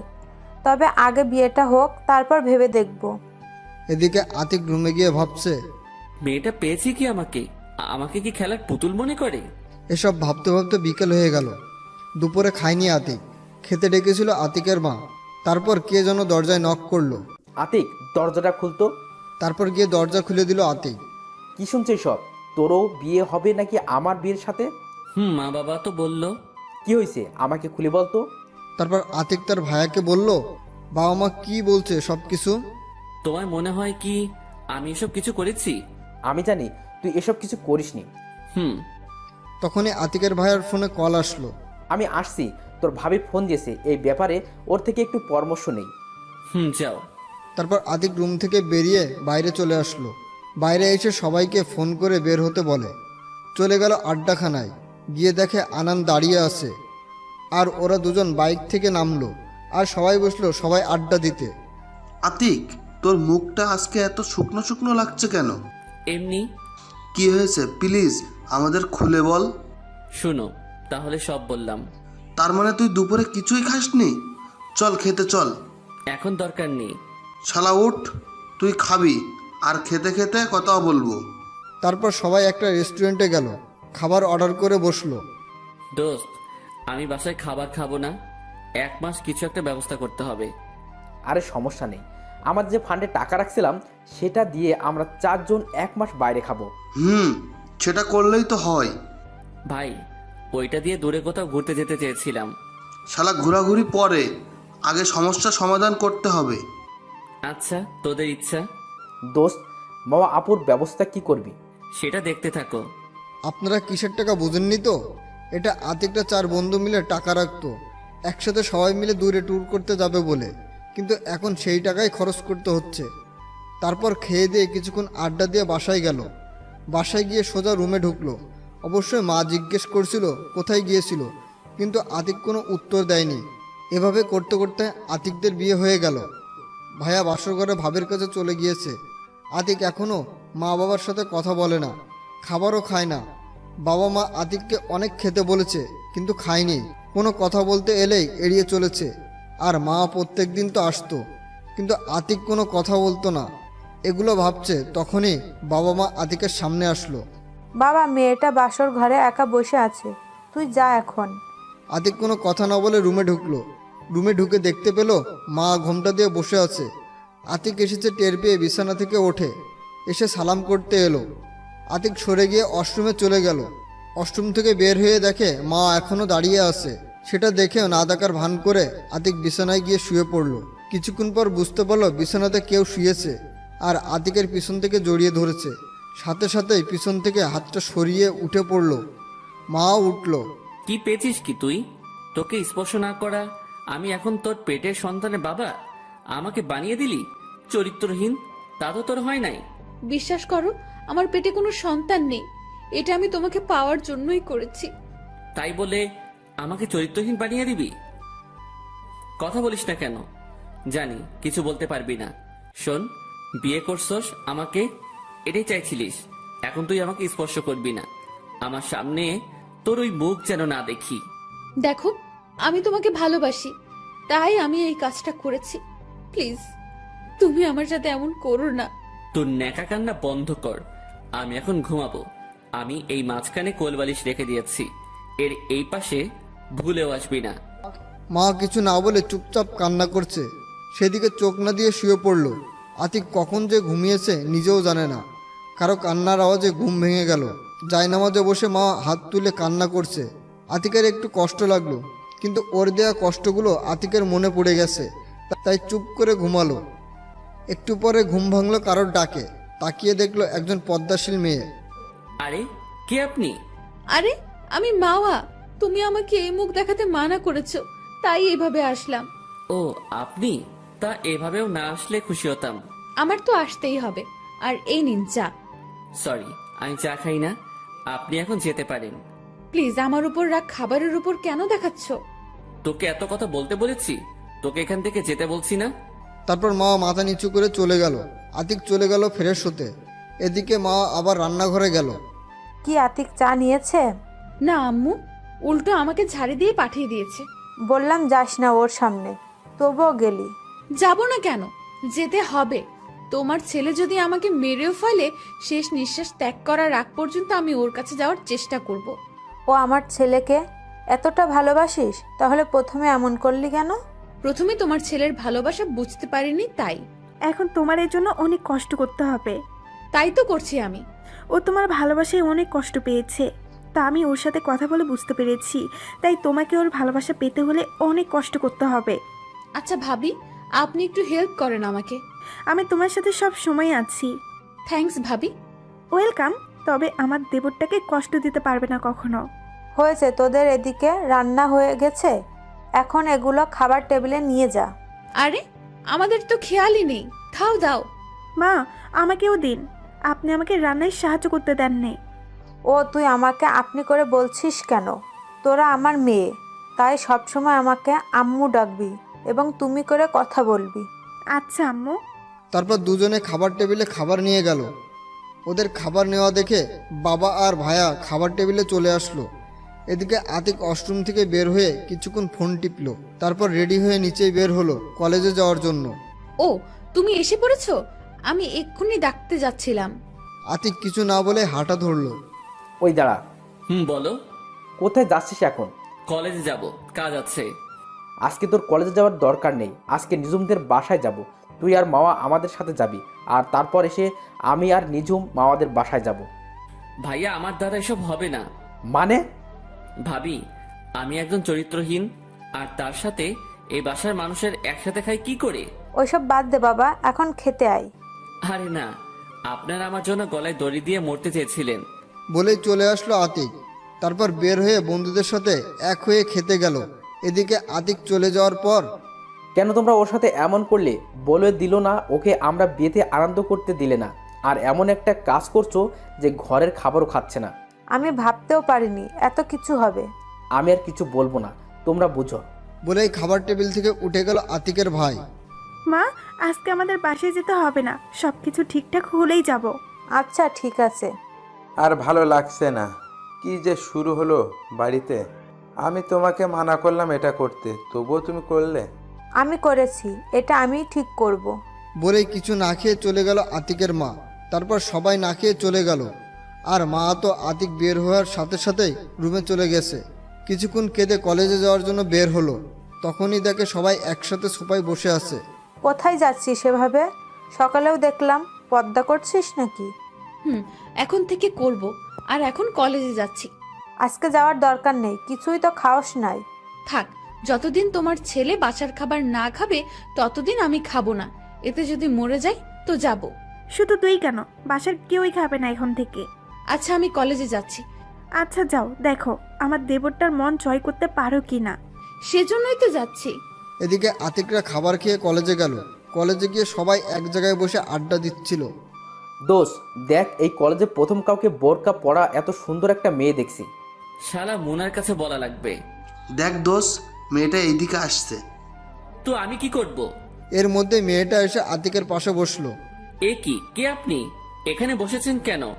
আমি আমার স্বামীর কাছে বসবো না তো কার কাছে বসবো? আতিকের বুঝতে বাকি রইল না এটা কে। সকালের পদ্মার কথা মনে পড়ে গেল। দেখেন, আমি একা আছি, ভালো আছি, আমাকে একটু শান্তিতে থাকতে দিন। আমি জানি তুমি ভালো নেই, আর তুমি আমাকে ছাড়া একদম ভালো থাকতে পারবে না। চুপ হয়ে গেলেন কেন? বলেন, সমস্যা নেই, ও কিছু বলতে পারবে না। তারপর আতিকের দিকে তাকাতেই দেখে আতিক নেই। দূরে তাকিয়ে দেখে আতিক হাঁটছে। তখনই মা উঠে দৌড় দিয়ে আতিকের পিছন থেকে জড়িয়ে ধরলো। আতিক দাঁড়িয়ে গেল, অনুভূতিটা বোঝার চেষ্টা করছিল। তখন আতিকের আগের কথা মনে পড়ে গেল। পেছন থেকে ছাড়িয়ে 2টা থাপ্পড় মারলো। কি সমস্যা কি আপনার? আপনাকে মানা করা সত্ত্বেও কেন আমার কাছে আসেন? কি হলো, দাঁড়িয়ে আছেন কেন? যান আমার সামনে থেকে। আতিক কি করবে ভেবে পাচ্ছে না, তাই মাওয়াকে ছাড়িয়ে ক্লাসে চলে গেল। দোস্ত, তোর হাতে রক্ত। আতিক হাতের দিকে তাকিয়ে দেখে সত্যি রক্ত। তুই কিন্তু এখন বেশি বেশি করছিস। আমি কি করেছি? ওকে আমার কাছে আসতে মানা করি, তবু আসে কেন? তাই বলে এভাবে করবি? আমি জানি থাপ্পড়টা এত জোরে মারা উচিত হয়নি, কিন্তু ও আমাকে আমার বাবা মায়ের সামনে চরিত্রহীন বানিয়েছে। তবু তোরা বলবি আমি বাড়াবাড়ি করছি? অধরা আর তিথি চুপ হয়ে গেল। কি হলো, এখন চুপ কেন? সরি রে, ভুলে গিয়েছিলাম। তবে মা বাবুর কষ্ট দেখতে পাচ্ছি না। আমার মনে হয় তোকে সত্যিই ভালোবাসে। আতিক কিছু বলতে যাবে তখনই স্যার এসে পড়লো। তারপর ক্লাস করে বের হয়ে দেখতে পেল আতিক নামাজ পড়ে গিয়ে বিছানায় শুয়ে ঘুমাচ্ছে। এদিকে মাওয়া এসে দেখে আতিক ঘুমাচ্ছে। আতিকের ঘুমন্ত মুখের দিকে তাকিয়ে থাকলো। কিছুক্ষণ তাকিয়ে থেকে আতিকের পাশে বসে মাথায় হাত বুলিয়ে দিচ্ছে। এদিকে আতিকের ঘুমের ভিতরে মনে হচ্ছে কেউ আতিকের মাথায় হাত বুলিয়ে দিচ্ছে, যেটা আতিকের খুব ভালো লাগছে। কে আতিকের মাথায় হাত বুলাচ্ছে সেটা দেখতে চোখ খুলতেই দেখে মাওয়া। আতিক এক ঝটকায় হাত সরিয়ে নিল। কি হয়েছে, এমন করছো কেন? আপনি আমাকে স্পর্শ করার সাহস পেলেন কোথায়? আপনাকে এতবার বলার পরও কেন আপনি আমার সামনে আসেন? তুমি আমাকে মারো, যা ইচ্ছা করো, তবুও তোমার থেকে দূরে থাকতে বলো না প্লিজ। আতিক কিছু বলতে যাবে তখনই ভাবি রুমে আসলো। তাতে আতিক থেমে গেল। কি, তোমাদের সব গোছানো শেষ হয়েছে? ভাবি, সব গুছিয়ে নিয়েছি। ও তাহলে তো ভালোই। এখন চলো খেতে চলো, মা খেতে ডাকছে। আচ্ছা ভাবি, চলুন আগে খেয়ে আসি, তারপর রেডি হয়ে বের হব। আচ্ছা চলো। তারপর মা পর্দা করে বের হলো এবং খাবার টেবিলে খাবার সাফ করে দিতে লাগলো। কি হলো মাওয়া, তুমি বসছো না কেন? আসলে বাবা, এখানে খাবার খেতে হলে আমার মুখ খুলতে হবে। ও তাহলে বাবা আপনারা খান, আপনারা খাওয়ার পর আমি মাও খেয়ে নিব। আচ্ছা ঠিক আছে। তারপর আর কোনো কথা হলো না। আতিক খেয়ে উঠল। তারপর মা আর আতিকের ভাবি খেলো। আতিক রুমে ছিল। রুমে গিয়ে ফ্রেশ হয়ে বের হলো রেডি হওয়ার জন্য। বের হয়ে দেখে মা শাড়ি পরেছে, আর সাথে সাথে মা আতিকের দিকে ঘুরলো। সরি, আমি বুঝতে পারিনি আপনি শাড়ি চেঞ্জ করছেন। বলেই আবার ওয়াশরুমে ঢুকলো আতিক। আরে আরে, আমি কি তোমায় কিছু বলেছি? এমন ভাব করছে যেন কিছু পর স্ত্রীর শরীর দেখছে। আতিক না শুনে চলে গিয়েছিল। কিছুক্ষণ পর এই যে আমার হয়ে গেছে, এখন তুমি বের হতে পারো।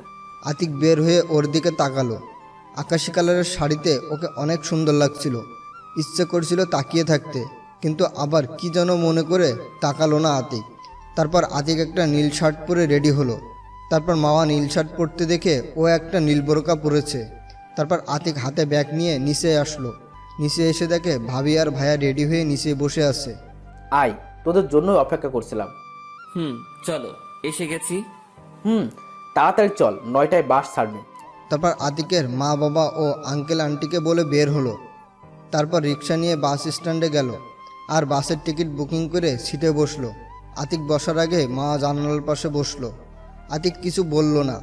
আর আতিকের ভাইয়ারা আতিকদের সামনে সিটে বসেছে এবং তার পাশে বসলো। কিছুক্ষণের মধ্যে বাস ছেড়ে দিল। আতিক কানে হেডফোন দিয়ে গান শুনতে শুরু করলো, কিন্তু সেটা বেশিক্ষণ সম্ভব হলো না। মা আতিকের কান থেকে হেডফোন খুলে দিল। কি হলো, হেডফোন খুললেন কেন? হেডফোন খুলবো না তো কি করব? আমি যে তোমার পাশে বসে তাতে তোমার বিন্দুমাত্র আক্ষেপ নেই। শোনেন, আমার উপর রাগ দেখে লাভ নেই। আমি আপনার রাগকে পরোয়া করি না। তা করবে কেন?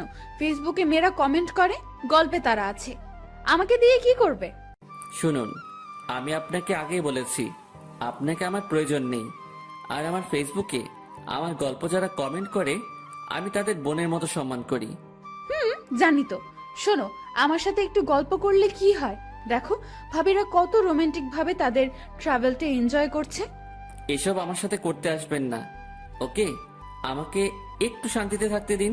মা আর কিছু করলো না, শুধু আতিকের দিকে তাকিয়ে আছে আর চিন্তা করছে। এই কি সেই আতিক যে আমার শত অপমান সহ্য করেও আমার পিছু পড়েছিল? এই কি সেই আতিক যে আমার ভালোবাসা পাওয়ার জন্য কত থাপ্পড় খেয়েছে আর এখন আমাকে দেখতেই পারছে না? না, ওর উপর অনেক অত্যাচার করেছি, তাই আমাকে ওর দেওয়া কষ্ট সব সহ্য করতে হবে। এটা ভাবতে ভাবতে কেঁদে দিল মা। এদিকে আতিক গান শোনা অবস্থায় মার দিকে তাকাতেই দেখে কাঁদছে। আতিক ভাবতে লাগলো, এতটুকুতেই এই অবস্থা? আর আমাকে কত কষ্ট দিয়েছে। কাঁদো কাঁদো, তোমাকে আরো অনেক কষ্ট সহ্য করতে হবে। তারপর বিকেলবেলা বাস পৌঁছে গেল। ভাবি, আপনার কোনো বোন আছে? আছে, কেন? একটু লাইন মারতে হবে না? আচ্ছা, বাড়ি চল, তারপর লাইন মারিস। কিসের লাইন মারবে ভাবি? তোমার বোন যদি ওর আশেপাশে আসে না, তাইলে কিন্তু একেবারে মেরে ফেলবো। হয়েছে, থাক, এখন চল। আমি রিক্সা নিয়ে এসেছি এবং যা যা লাগবে তাও নিয়ে এসেছি। তারপর আতিক আর মাওয়া একটা রিক্সা এবং ভাইয়া ভাবিকে একটা রিক্সায় উঠালো। কিছুক্ষণের মধ্যে নানা বাড়ি পৌঁছে গেল। তারপর তাদের সাথে কথা বলে রিক্সা আবার নিয়ে চলে গেল ভাবিদের বাসার সামনে। রিক্সা থেকে নামার পরে মা আতিকের হাত ধরলো। এ কি, হাত ধরছেন কেন? আপনি হাত ছাড়ুন। হাত ছাড়বো মানে? আমি হাত ছাড়তে পারবো না, তুমি যা করার করে নিও। বাসার দিকে তাকিয়ে দেখে অনেকে আতিকের দিকে তাকিয়ে আছে, তাই আর কিছু না বলে ওইভাবে বাসায় যেতে লাগলো। বাসার ভিতরে গিয়ে সবার সাথে কুশল বিনিময় করলো। তখনই দেখে আতিকের দিকে একটা 7 থেকে 8 বছরের মেয়ে দৌড়ে আসলো। এই মেয়ে, তুমি আমার বিয়াই মশাইয়ের হাত ধরে আছো কেন? আমি হাত ধরেছি আমার স্বামীর, তাতে তোমার কি? কি? ওসব স্বামী দামি হবে না, এখন আমি বিয়াইয়ের সাথে প্রেম করব। ওই মেয়ে চুপ! তোর বয়স কত যে আমার স্বামীর সাথে প্রেম করতে চাস?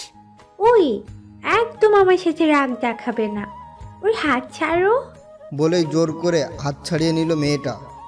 ওই চুপ, একদম চুপ, কোনো কথা বলবে না। আমি এখন বিয়াইয়ের সাথে প্রেম করব। মাকে ধমক দিয়ে থামিয়ে এখন সবাই গোল হয়ে কাহিনী দেখছে আর হাসছে। আচ্ছা বিয়াইন, তোমার নাম কি? I love you. I love you, এটা আবার কেমন নাম? তুমি আমাকে আই লাভ ইউ বলেই ডাকবে। না, তুমি ওকে এটা বলে ডাকবে না। এই, তুমি চুপ থাকো, আবার আমাদের মাঝে কথা বলছো। দেখছো না বড়রা কথা বলছি?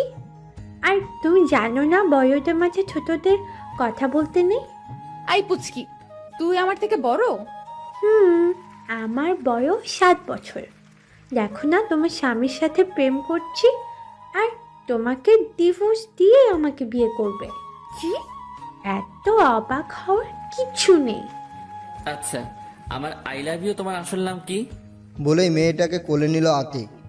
আমার নাম নদী, ওরফে তোমার আই লাভ ইউ। হয়েছে নদী, তোর আই লাভ ইউকে ছাড়, না হলে ওই মেয়েটা তোর আই লাভ ইউকে মারবে। কি এত বড় সাহস! শোনো, আই লাভ ইউ ওই মেয়েটা তোমাকে কিছু বলে, তাই তোমাকে বলবে আমি সব চুল ছিঁড়ে ফেলবো। মা রাগি চোখে তাকালো নদীর দিকে। আচ্ছা আই লাভ ইউ, এখন আমাকে তোমার রুমে নিয়ে যাও। আমি এত দূর জানি করে এসেছি, আমার ক্লান্ত লাগছে। কি বলো এসব? তাড়াতাড়ি রুমে চলো, তোমার শরীর খারাপ, আমাকে আগে বলবে না? মা রাগি চোখে আতিকের কাহিনী দেখছে।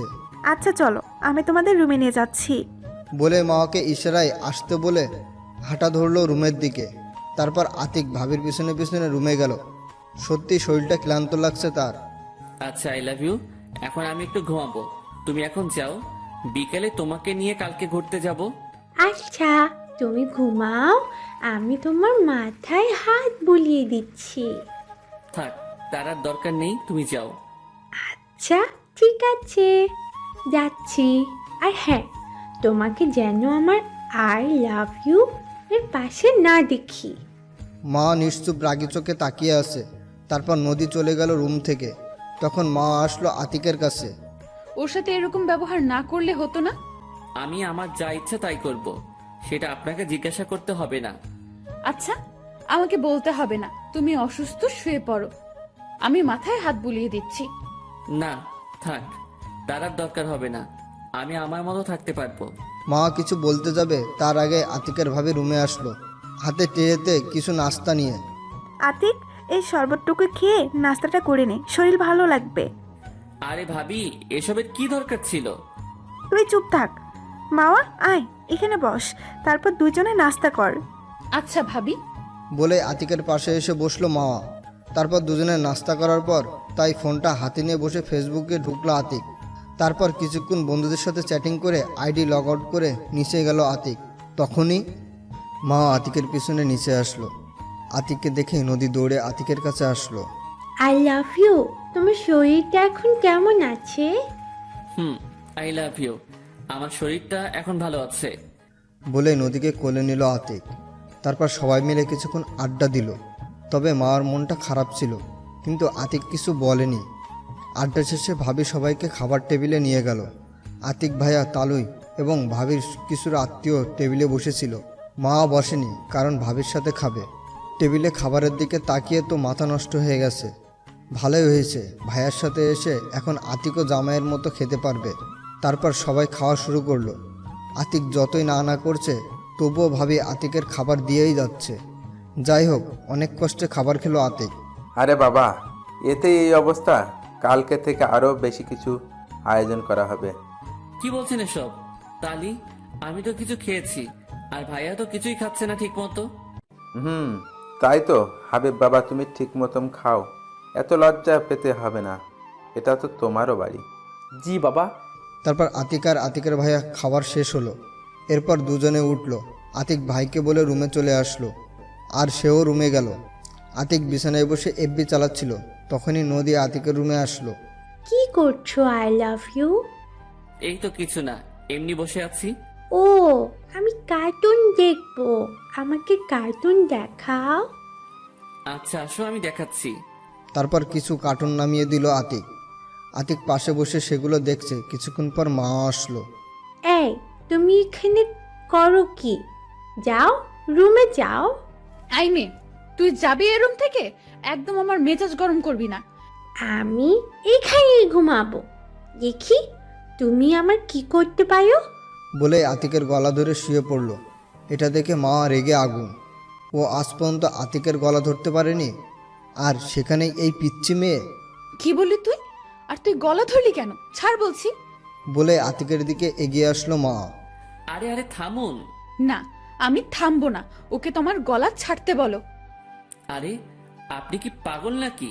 ওর মতো বাচ্চা মেয়ের সাথে এরকম ব্যবহার করছেন? আরে নদী, অনেক হয়েছে, এখন আসো। আচ্ছা, আমি আসছি। বলেই রুমে চলে গেল নদী। মা তারপর দৌড়েই বিছানার উপর উঠে আতিকের গলা জড়িয়ে ধরল। আতিকের মেজাজটা গরম হয়ে গেল, সাথে সাথে এক ধাক্কা দিল। মা আতিকের ধাক্কার তাল সামলাতে না পেরে পড়েই পায়ে ব্যথা পেল। পা থেকে হালকা রক্ত বেরোচ্ছে। মা উঠে দাঁড়াতে পারছে না, তবুও উঠে ছলছল চোখে আতিকের দিকে তাকালো, যেটা থেকে আতিকের খারাপ লাগলো। আতিক ওকে কিছু বলতে যাবে, তার আগেই উঠে বিছানার উপর শুয়ে পড়ল মা। সরি, আসলে আমি বুঝতে পারিনি। আরে সমস্যা নেই, তুমি ঘুমাও। দেখি এখন একটু রক্ত বেশি বের হচ্ছে। তারপর আতিকের ভাইয়াকে কল দিল। ভাইয়া, ভাবি কোথায়? কেন, ও তো এখনো নিচে। আচ্ছা ভাইয়া, ফোন করে আমাদের রুমে একটু আসতে বলো। কেন, কি হয়েছে? মামা একটু অসুস্থ হয়ে পড়েছে। আচ্ছা বলছি। তারপর ফোন কেটে আতিক কিছুক্ষণের মধ্যে ভাবি চলে আসলো। কি হয়েছে মামার? কি বলছো না কেন? আসলে ভাবি ওয়াশরুম থেকে বের হওয়ার সময় দরজার লেগে পা কেটে গেছে। আরে এত বেখেয়ালি হলে হয়, দেখে শুনে চলাফেরা করবে তো। বলেই রুম থেকে বের হলো আতিকের ভাবি। তারপর হাতে একটা বক্স নিয়ে আসলো। তারপর তুলা দিয়ে রক্ত মুছে ড্রেসিং করে ব্যান্ডেজ করিয়ে দিল। তারপর ভাবি সতর্কভাবে চলতে বলে রুম থেকে চলে গেল। আতিক ভাবতে লাগলো, না, মেয়েটার সাথে এখন একটু বেশি করে ফেলেছি। এখন মেনে নিতে হবে, না হলে আমার পাঠকরা আমাকে মেরে ফেলবে। কিন্তু কিভাবে মানাবো? এগুলো ভাবতে ভাবতে মাওয়ার কাছে গেল আতিক। ওর পায়ের কাছে গিয়ে শাড়িটা হালকা উঠিয়ে হাঁটুর নিচে ওর ক্ষতস্থানের উপর হাত রাখলো আতিক। ব্যথা বেশি পেয়েছো? আমি বুঝতে পেরেছি। আমি সত্যি খুব দুঃখিত। না থাক, ঠিক আছে, সমস্যা নেই। রাগ করতে পারো আমার উপর, কিন্তু আমার কিছু করার নেই। আতিকের কথা শুনে মা আর কিছু বলল না, আর আতিকও কিছু না বলে ওর পাশে শুয়ে পড়ল। এভাবে ভাবিদের বাড়ি আরও একদিন থেকে বাসায় চলে আসলো। এই কয়েকদিনে মার সাথে আগের মতোই ব্যবহার করেছে, তবুও নির্লজ্জের মতো আতিকের কাছে আসতে চাইতো। যাই হোক, আতিক বাসায় আসলো বিকেলবেলা। তারপর ভাবি মাকে রুমে নিয়ে গেল, কারণ ওর পায়ে অনেক ব্যথা আছে। আতিক বাসায় যাওয়ার পরে মা আতিকের রুমে ডাকলো। তারপর আতিক রুমে গিয়ে ফ্রেশ হয়ে মায়ের কাছে গেল। আসার সময় মা জিজ্ঞেস করেছিল কোথায় যাচ্ছে, কিন্তু আতিক উত্তর না দিয়ে চলে এসেছে। এসেই মায়ের রুমে প্রবেশ করেই দেখে বাবাও আছে। কিসের জন্য ডেকেছো মা? ও তুই এসে গেছিস, আয় এখানে বস। এখন বলো। আমি জানি বাবা, মাওয়ার সাথে তোর সম্পর্ক এখনো ঠিক হয়নি এবং ওর পায়ের ব্যথার পিছনে তোরই হাত আছে, হয়তো অনিচ্ছাকৃত। আতিক মাথা নিচু করে দাঁড়িয়ে আছে। শোনো বাবা, আসলে মাওয়া তোমার বউ করার ইচ্ছে ছিল তোর মায়ের, কিন্তু একই মেয়ে মাওয়া তোর সাথে অনেক খারাপ ব্যবহার করেছিল। তবে তোর ভালোবাসা পরে বুঝতে পারে, তবে তুই মেনে নিসনি। তাই মাওয়া আমাদের কাছে এসে অনেক কান্নাকাটি করে, তাই তোর মা প্ল্যান করে তোদের বিয়ে দেয়। মানে এটাই, মামা তোকে এভাবে বিয়ে করতে চায়নি, তবে আমি জোর করে তোদের এভাবে বিয়ে দিই। মাওয়া আমাকে মানা করেছিল, কিন্তু আমি শুনিনি। আতিক তো অবাক, তাহলে মার সম্পূর্ণ নির্দোষ? বাবা, আসলে মাওয়ার কোনো দোষ নেই, তুই ওকে মেনে নে। বাবা, যা দোষ করার আমি করেছি, তুই আমাকে যা শাস্তি দেওয়ার দিতে পারিস। আরে মা, এসব কি বলছো তুমি? যা হওয়ার ভালোই হয়েছে। আমি মামাকে ছাড়া বাঁচতাম নাকি? ওকে বাবা, তুই মেয়েটাকে কষ্ট দিস না আর। আচ্ছা, আমি তাহলে এখন যাই বাবা। আচ্ছা, যা। আতিক যখনই বের হতে যাবে তখনই দেখে আতিকের ভাবি দরজার কাছে দাঁড়ানো। আরে আসতে যা, বউ কেউ নিয়ে যাবে না। তবুও যেতে হবে। শোন, একটু রোমান্টিকভাবে কাজ করিস। আচ্ছা। বলে রুমের দিকে গেল আতিক। রুমে গিয়ে দেখে মা মন খারাপ করে বসে আছে। আতিক কিভাবে শুরু করবে বুঝতে পারছে না। কি করছো? এখন পায়ে ব্যথা কমেছে? মা সলচল চোখে আতিকের দিকে অবাক পানে তাকিয়ে আছে। অবাক হবার কিছু নেই, আমার সোনা বউ। বলেই গালে একটা কিস করলো আতিক। মা এবার কেঁদে দিল। আতিক মাকে উঠিয়ে আতিকের কোলে বসালো।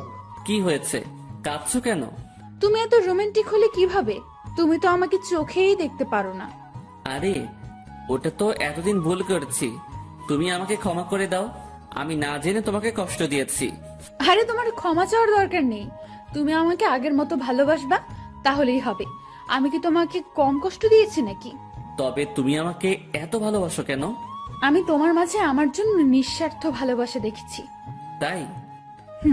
তাই এখন আমাকে একটু আদর করো। আমার কোলে বসে আছো, তারপরও আদর লাগে নাকি?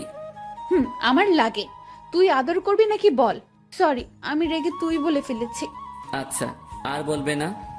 আচ্ছা, এখন আদর করো আমাকে। কিভাবে করব? দাঁড়াও, দেখাচ্ছি। বলে আতিকের ঠোঁটের সাথে ঠোঁট মিলে দিল মা। তারপর 2 মিনিট পর ছাড়লো। আরে তুমি এখন অসুস্থ, এখন একটু বিশ্রাম করো। আমি এখন আর অসুস্থ নেই, আমি তোমার কোলে বসে থাকবো। তারপর দুজনে কিছুক্ষণ গল্প করলো, আর নিচ থেকে ডাক আসলো। আতিক, মাওয়াকে নিয়ে নিচে আয় তো একটু। এখন তুমি যাবে কিভাবে? তুমি শুধু আমার হাতটা ধরো, তাহলেই আমি যেতে পারবো। থাক, তার আর দরকার নেই। বলেই মাকে কোলে নিল আতিক। আরে করছোটা কি? তোমার কষ্ট হবে। তুমি চুপ থাকো তো। আচ্ছা, চুপ থাকবো, তবে আমার নিকাবটা তো পড়তে দাও। নিচে বাবা ভাইয়েরা তো থাকতে পারে। তারপর মাকে নামিয়ে বিছানায় বসিয়ে নিকাবটা এনে দিল আতিক। সে নিকাবটা পরে নিল। যদি কোনো স্ত্রী পর্দা করে তবে তার স্বামী গর্বিত হয়। যাই হোক, মাকে নিকাব পরিয়ে কোলে তুলে নিল। মা আতিকের গলা জড়িয়ে ধরল, তারপর নিচে গেল। আতিক যখন সিঁড়ি দিয়ে নামছিল তখনই মা নিচে তাকিয়ে দেখে সবাই তাদের দিকে তাকিয়ে আছে।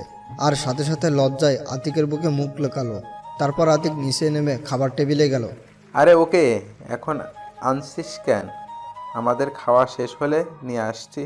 সমস্যা নেই বাবা, আপনারা খান, আমি এখানে খাওয়া শেষ হলে পরে খাবো। আচ্ছা। বাবা, আর একটা কথা ছিল। বলো মা। বাবা, আমি আর কলেজে যাব না, মায়ের সাথে হেল্প করব। এই, আমিও কিন্তু আছি। আচ্ছা, তোমরা যা করো, সমস্যা নেই। আচ্ছা। আমি আমার টাকা জমিয়েছিলাম, এখন তা দিয়ে আমি একটা কোম্পানি করতে চাই, যেটা এখন হাবিব চালাবে। আমি সাহায্য করব। আর আতিকের লেখাপড়া শেষ হলে আতিকও কাজ করবে, আমি বিশ্রাম নিব। আচ্ছা আব্বা। তারপর সবাই খাওয়া দাওয়া করলো এবং মা খাওয়া শেষে ওকে নিয়ে রুমে গেল আতিক। তারপর ওকে নামালো। আতিকও ওর পাশে শোলো। আমার একটা আবদার রাখবে? বলো। শোনো, তুমি তো কলেজে যাবা, বাসায় তো আমার সিম্পল কাজ, তাই আমার একটা বাবু চাই। আচ্ছা, এখন না নিলে হয় না? না, হয় না। বলে আতিকের উপরে ঝাঁপিয়ে পড়লো মা। তারপর ওদের মিশন কমপ্লিট করলো। আপনারা এখনো কি করছেন? এবার ওদের মতো ওদেরকে থাকতে দেন। এতদিন আমার পাশে থাকার জন্য ধন্যবাদ। দোয়া করবেন সামনে যেন আবার নতুন কোনো গল্প নিয়ে আসতে পারি। ধন্যবাদ সকলকে।